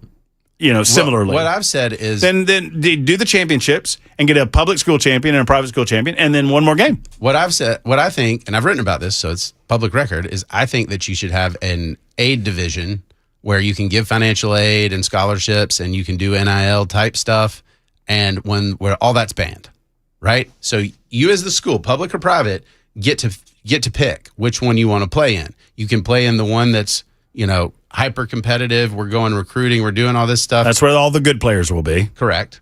And then you can play in this one where we don't do any of that. This is an extracurricular for fun. I mean, that's the option. And my take on it is for kids who are elite and want that highest level of competition, the idea that you would be able to build really, really good teams and they'd play each other is a really, really good thing. It would be you know what, if we did that too, to promote that next level competitive edge, just don't make them go to class. They should really be training and competing all day as opposed to all that nonsense book learning. Really, really focus on their future in the, college ranks. But what if you said that the way we want to do it is we actually want a different school day? Like you want to do the work, you want to be an athlete. No. I mean, in college, these athletes in college aren't going to class now. So why not extend that? Why not extend that to high school? You think the NIL college athlete they have to get their credits? How about that? They do not have to go sit in a class. They are given their credits. Yes. Well, if they're given their credits, I'd draw the line there because you need to get. There's zero chance that a college is spending millions of dollars on a running back, and they're not going to make sure that running back passes class. But look, I've heard that Georgia education is great, and they make sure those players learn. Kirby Smart said that, Matt. Listen, look, you won't get any argument out of me that Kirby needs to get his students into driver education and teach them that there are speed limits. And sobriety training. And sobriety testing. Bulldogs can't turn right on red. They just go straight really fast. I don't know. What would happen? I'm trying to explore in my mind. You've thought about this a lot more than me. What would happen if we just unleashed kind of the NIL model onto the high school? I mean, so why wouldn't we go to middle school? Here's my argument that a student who is very gifted academically, that can write a book, can do scientific research, whatever, you can give them scholarship, no problem, no big deal. Everybody's like, yes, this is excellent. If you have somebody who's super athletic, very capable, giant, whatever, it doesn't matter, that wants to put in the work and do it, you cannot do the same thing on the athletic side that you can do on the academic side. And to me, I'm like, why not? That doesn't make any sense. Wait, what can't they do on the athletic side that they're able to do on the academic side? So on the academic side, if I want to give a student an academic scholarship for their, because they wrote a book or they have done something that's mentally excellent. And you're a private school. Yes, I'm a private school. I can do that. And I can say, hey, here's your academic scholarship. Come on. You can do that athletically too. No. The moment that's what I'm telling you.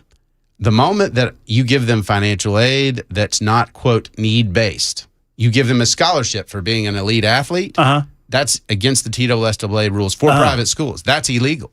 Oh, so they can't attract better athletes in the private education system. They can offer specifically for private, for athletics. So they can do it for their academics, but they can't do it for athletics. Then that's stupid. And it has to be a third-party determination as to need-based financial aid.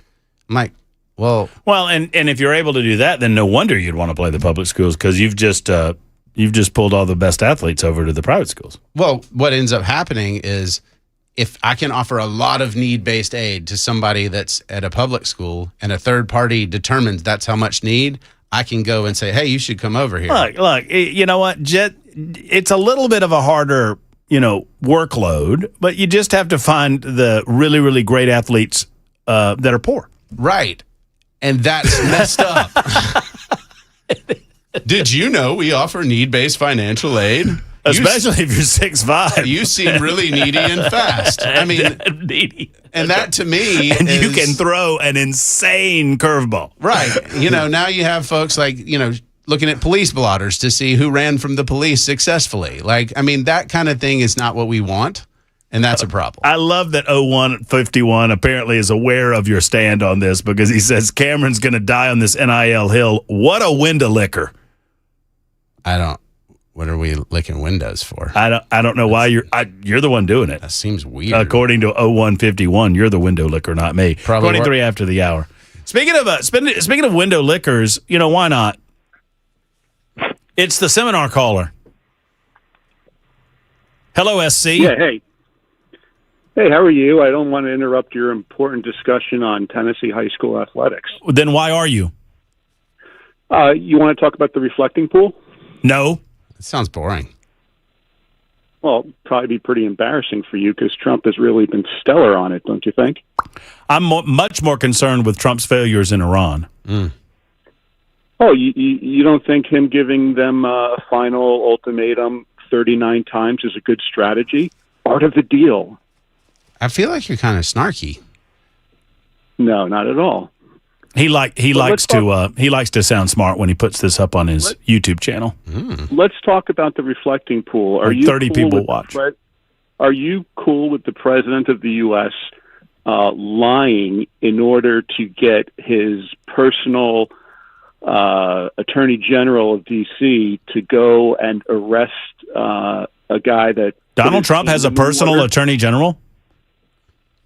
Well, he's got two of them. He's got Donald Trump has a personal attorney general. Is that a term of art? His personal lawyer, who is now going to be serving as his attorney general, Blanche.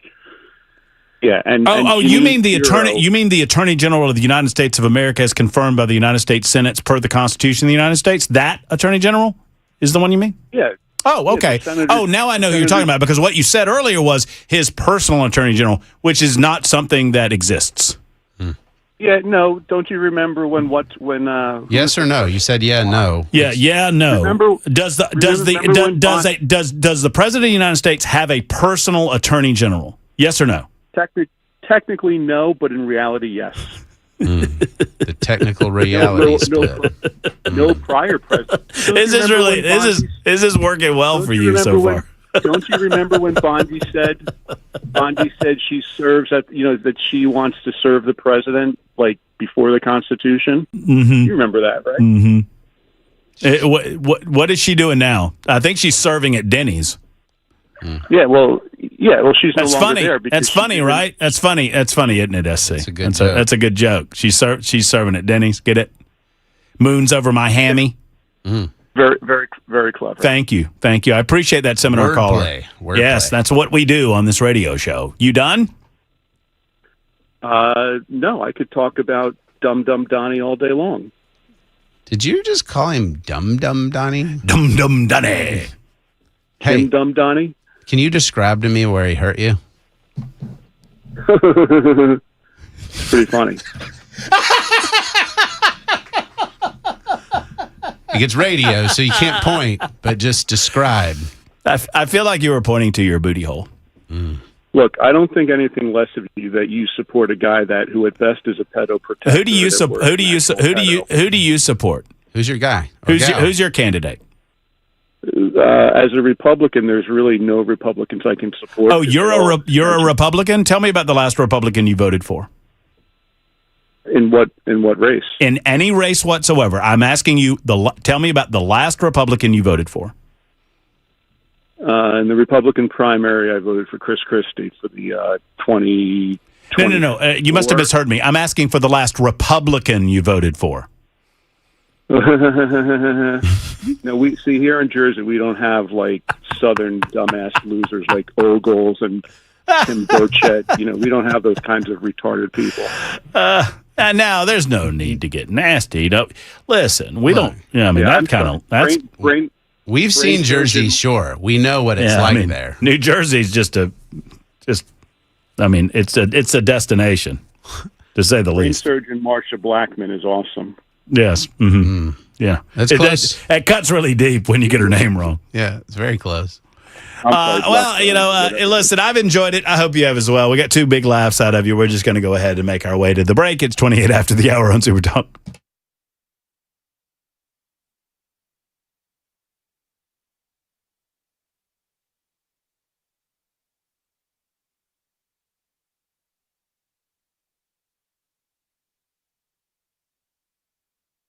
Hello, friends. All right, I've got a telephone number, and I know it's 628. And so the folks at Timberland, the front office has shut down, and they are off at home with family and friends. But here's the deal. I want you to call first thing tomorrow morning. If you've been thinking about cabinets, maybe you're already at home. Look at your cabinets. Are they where they should be?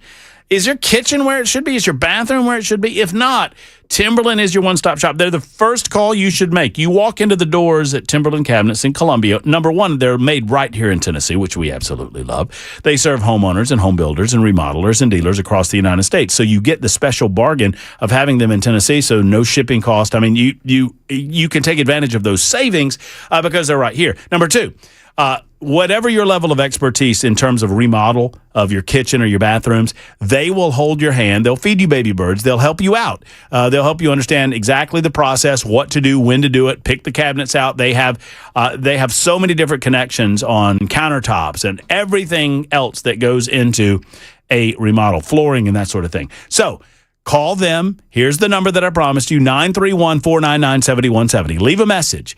Tell Matt that Deb will call back in the morning, or tell them that I said you'll call them back in the morning from Timberland Cabinets, timberlandcabinets.com. That number again, 931-499-7170.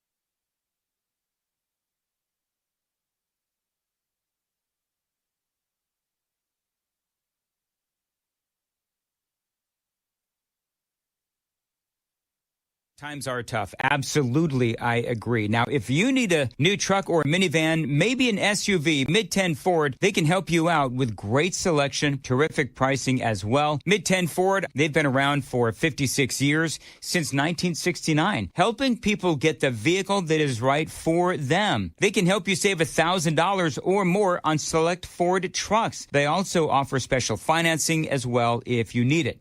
Now, Mid-10 Ford, I like to say that they're a one-stop shop. You can buy your vehicle there at Mid-10 Ford. You can get it serviced. They have a body shop as well. So you want a brand new or a pre-owned vehicle, you can check out all of the great deals at their website, mid10fordtrucks.com. That's mid10fordtrucks.com.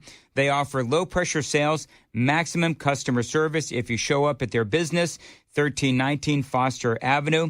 This is a family-owned business going back 4 generations. So, yeah, they do know how to treat customers. So let them help you get into your next vehicle. Again, low-pressure sales, maximum customer service. Find them online, mid10fordtrucks.com. That's mid10fordtrucks.com. Let their family take care of your family.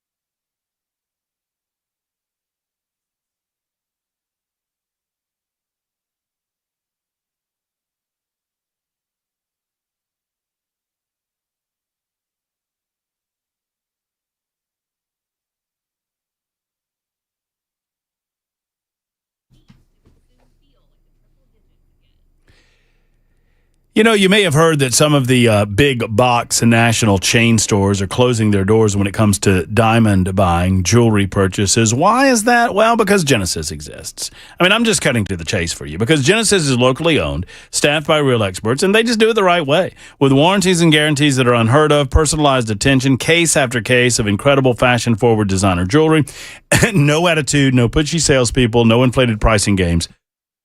Just honest advice that guarantees the best prices and their quality is second to none. That's what it's all about, just being open and honest with you and helping you find the right thing for you, whether it's an anniversary, a birthday, or just because it doesn't matter. Genesis is your go-to stop. You'll enjoy the laid-back, fun experience. It is not a stuffy store. Friends, they don't do it that way, and they don't commission their salespeople. It's just the wrong approach because it encourages pushy salespeople. They don't do that.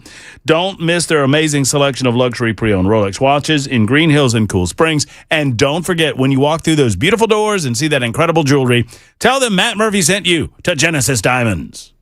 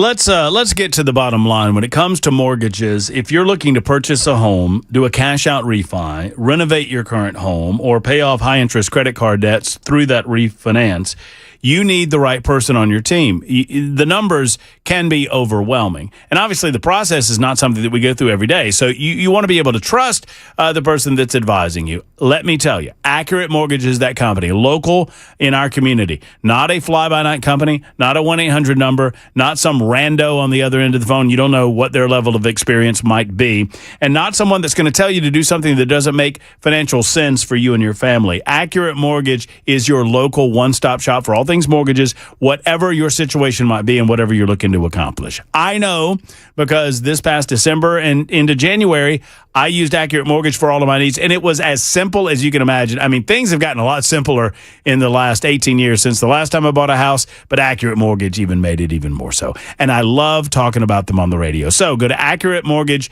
website at AccurateMTG.com. That's AccurateMTG.com. Accurate Mortgage, NMLS 129944. Rates and terms subject to change. Accurate Mortgage is an equal housing lender.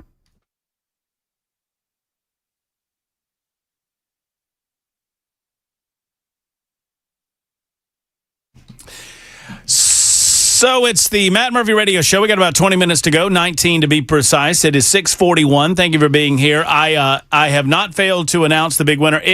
We haven't had a blowout like this in a while, boys. I won that big. You did not.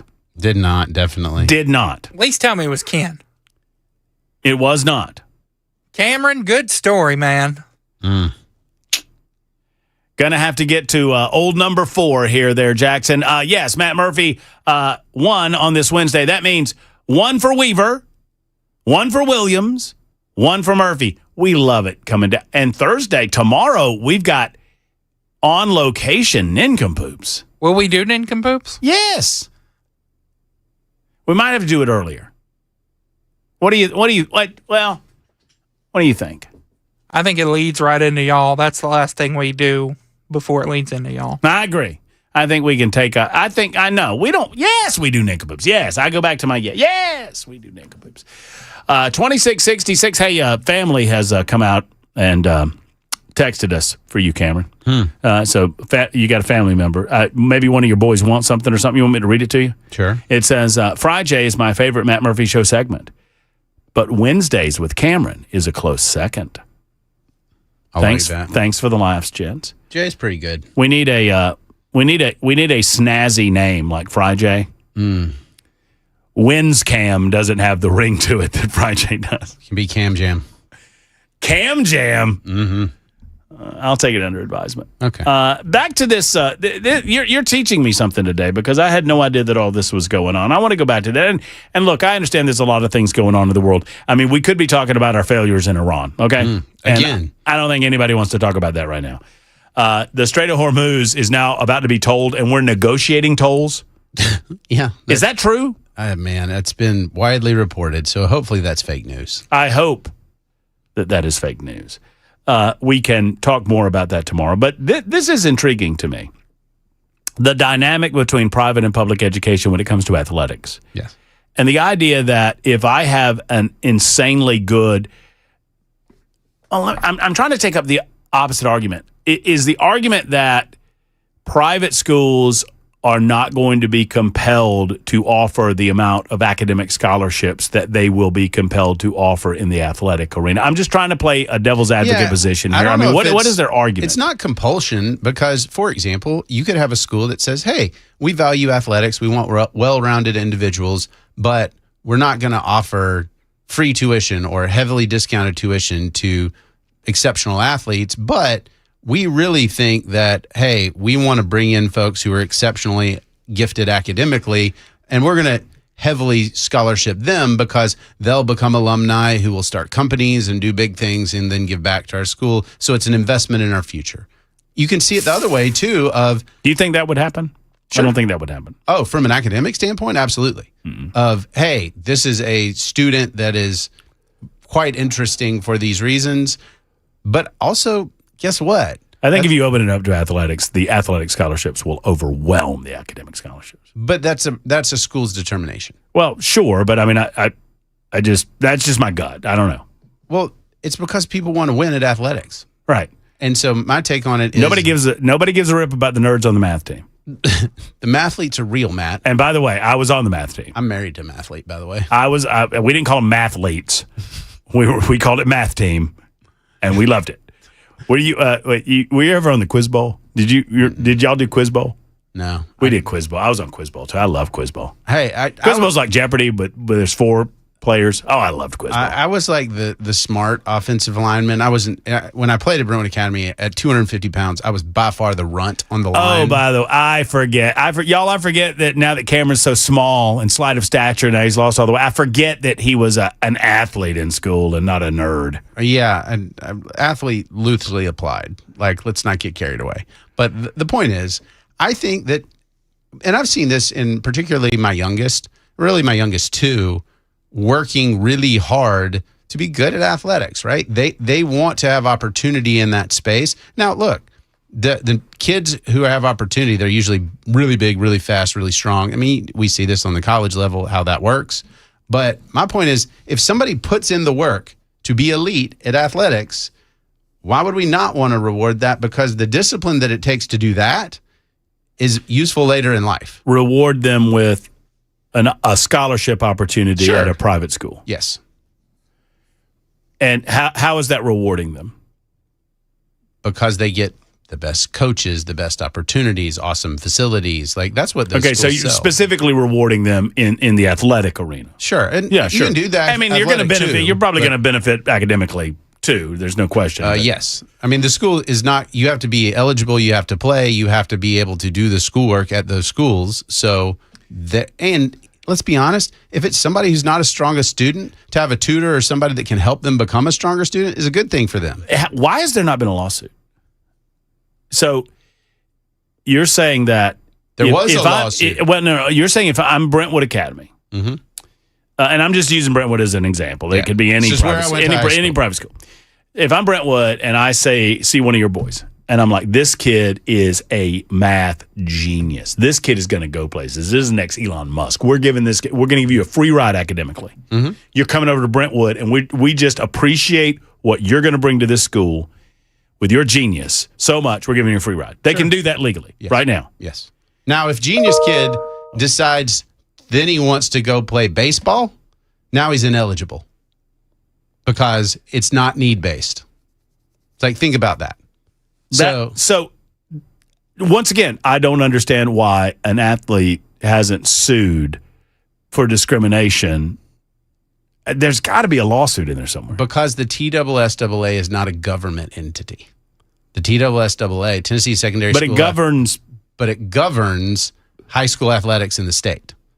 And so it's all public and private. Yes. Now, in theory, you and I could start our own athletic association and get schools to join our association and then have different But no, my question is so the governing body governs both private and public. So the private school could offer that scholarship to the athlete, but then they would be disqualified? Yes, that student would be ineligible to compete. And then all of their wins would be vacated and all that right, sort of thing. Right. And so, and even the academic student, if you get an academic scholarship and then you want to play sports, well, if that scholarship is not need-based financial aid as determined by a third party. Well, see, that's crap too. So that's your lawsuit. I get an academic scholarship to go to Brentwood, and I'm a nerdy nerd, but I also play water polo or whatever you fancy folks over there in Brentwood are play. Then why should I be denied? You shouldn't.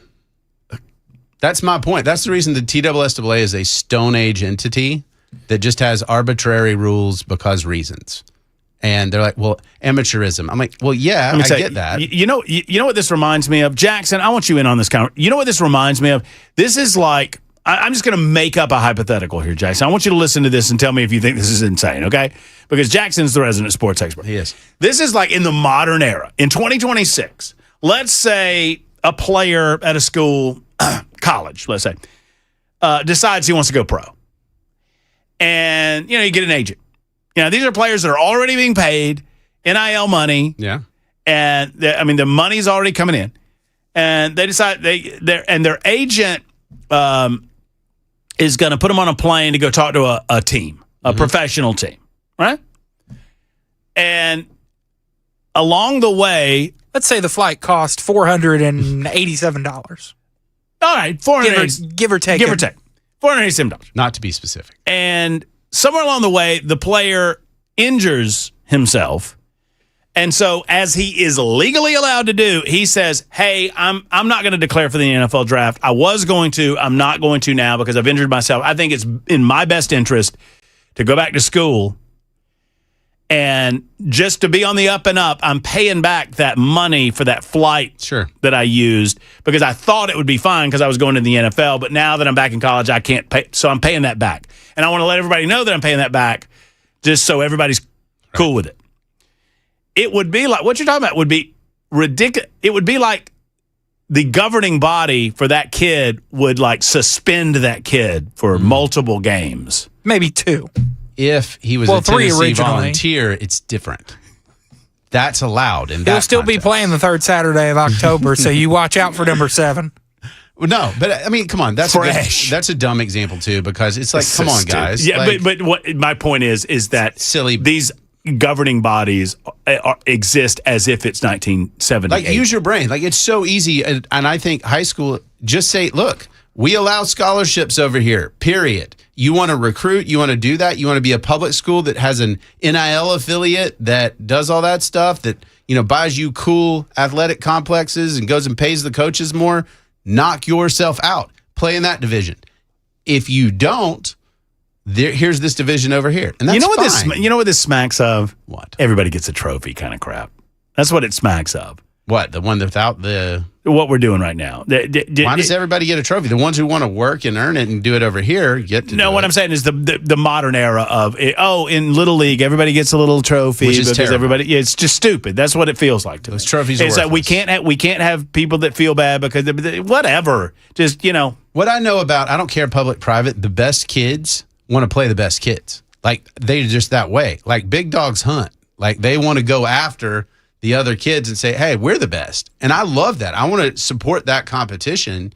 And so a division where that's a reality versus a division where it's like, we do this to get exercise. And, there are some folks on the Super Text line that would suggest that we need to get back to I can't even get it out without laughing. We need to get back to the purity of the game before all this money was involved. Tell me more about that. Is that when you put money in paper bags or plastic? Or in shoes. I heard, but God rest his soul, Jim Fife, the former voice of the Auburn Tigers back in the day. I worked with him for a time in Montgomery. And Fife would privately say, he was like in the early 1980s when Pat Dye was the head football coach at Auburn. And I'm not calling Auburn out except that this was an Auburn example. It's okay. Go I ahead. guarantee you that every school was doing it. He's like after a game, and they get Sunday off, and the players come back, and they must have dropped money on the floor because there's a lot of hundreds in a lot of these shoes. Yeah, they would use the shoes. It's a falling money problem. Yeah, and who knew where this? I see $200, $300 on the floor. Must have been in his shoe. Let's go ahead and put that back. I mean, and I'm ironically, sure Pat Dye recruited my dad to play at Alabama. But yeah, I mean, the bottom line is I support transparency. How big was your daddy's shoes? They're tough to fill. Let me say. With cash. Depends if you go all the way to the toe or not. But the point being is that, look, y'all get over it used to be pristine. And it's never been pure pristine. as the wind And my stuff. point is transparency, creating opportunity for athletes, and being honest about it versus, those public school kids just can't compete. Bull. Go tell that to the Oakland kids. Go tell that to the Patriots over there that they can't compete. They think they can beat everybody. I know we got to go, but on the other side of this, how far does that go? I mean, we're going to start doing this with middle school kids? Oh, let's go to kindergarten, man. There's some genius kindergartners. Let's get some genetic mapping as when they come out of the womb, figure some things out. I love it. Let's go. I'm ready for it. 54 after the hour. We got to go.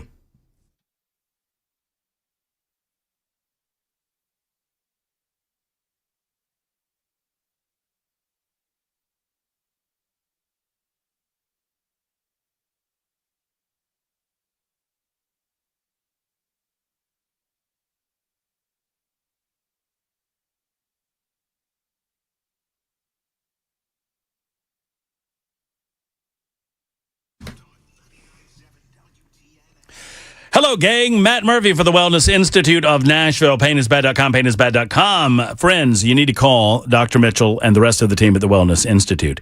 They help solve the pain issues that you might be having on your back, your neck, your knees, your hips, your elbows. Wherever it hurts, friends, there's a solution for you. The Epic Spinal Special continues. $33 off every visit. Epic healing for you and your family. The Wellness Institute also introduces Medical Bay One, which is a brand new futuristic style healing technology developed by Dr. Kevin Mitchell himself. Plus, they have the HydroWave system as well. Friends, you can live a pain-free life. You don't have to worry about pills. You don't have to concern yourself with pain blockers, and you should not consider surgery unless it's absolutely necessary. Give them a call today. Schedule that appointment, 615-246-5009, 615-246-5009, or painisbad.com.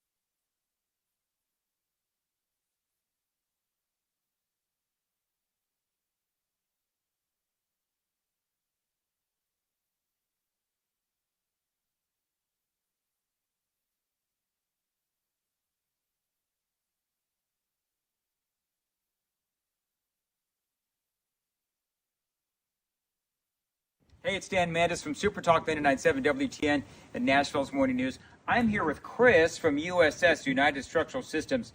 He's checking out my basement, my foundation, my crawl space to see if there's anything wrong. Fingers crossed.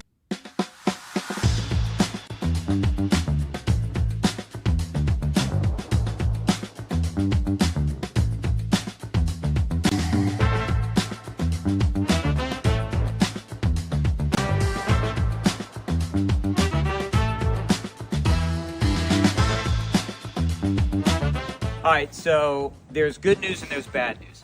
The bad news is we found some cracks in my basement wall. The good news, I've got Chris here who's going to walk me through the next steps. Yes, so unfortunately, your house has been subject to the pressure of the dirt. The hydrostatic pressure, heavy dirt pushes on foundation walls, and you got a little bit of what we call bowing. So that wall is pushed in a little bit.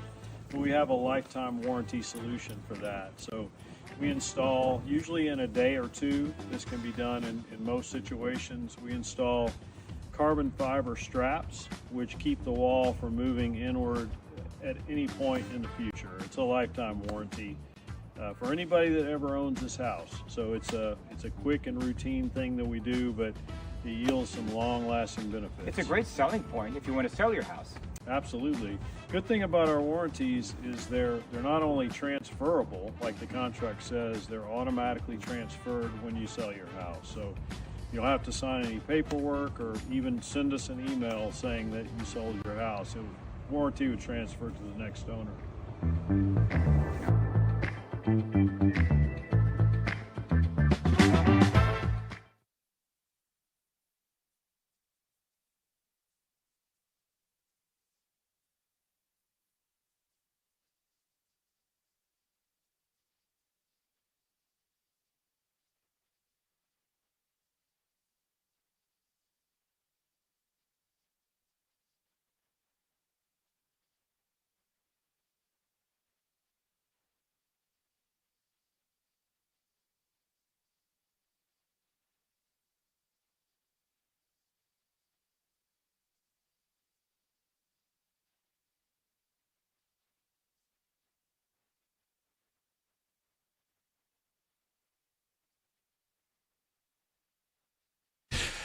That's going to wind it down for yours truly, Cameron Smith's over there. Don't forget about All the Best Words. We present that podcast to you on the weekends normally, unless Jackson's not doing his job, and then it happens on Tuesday mornings during Dan Mandis' show.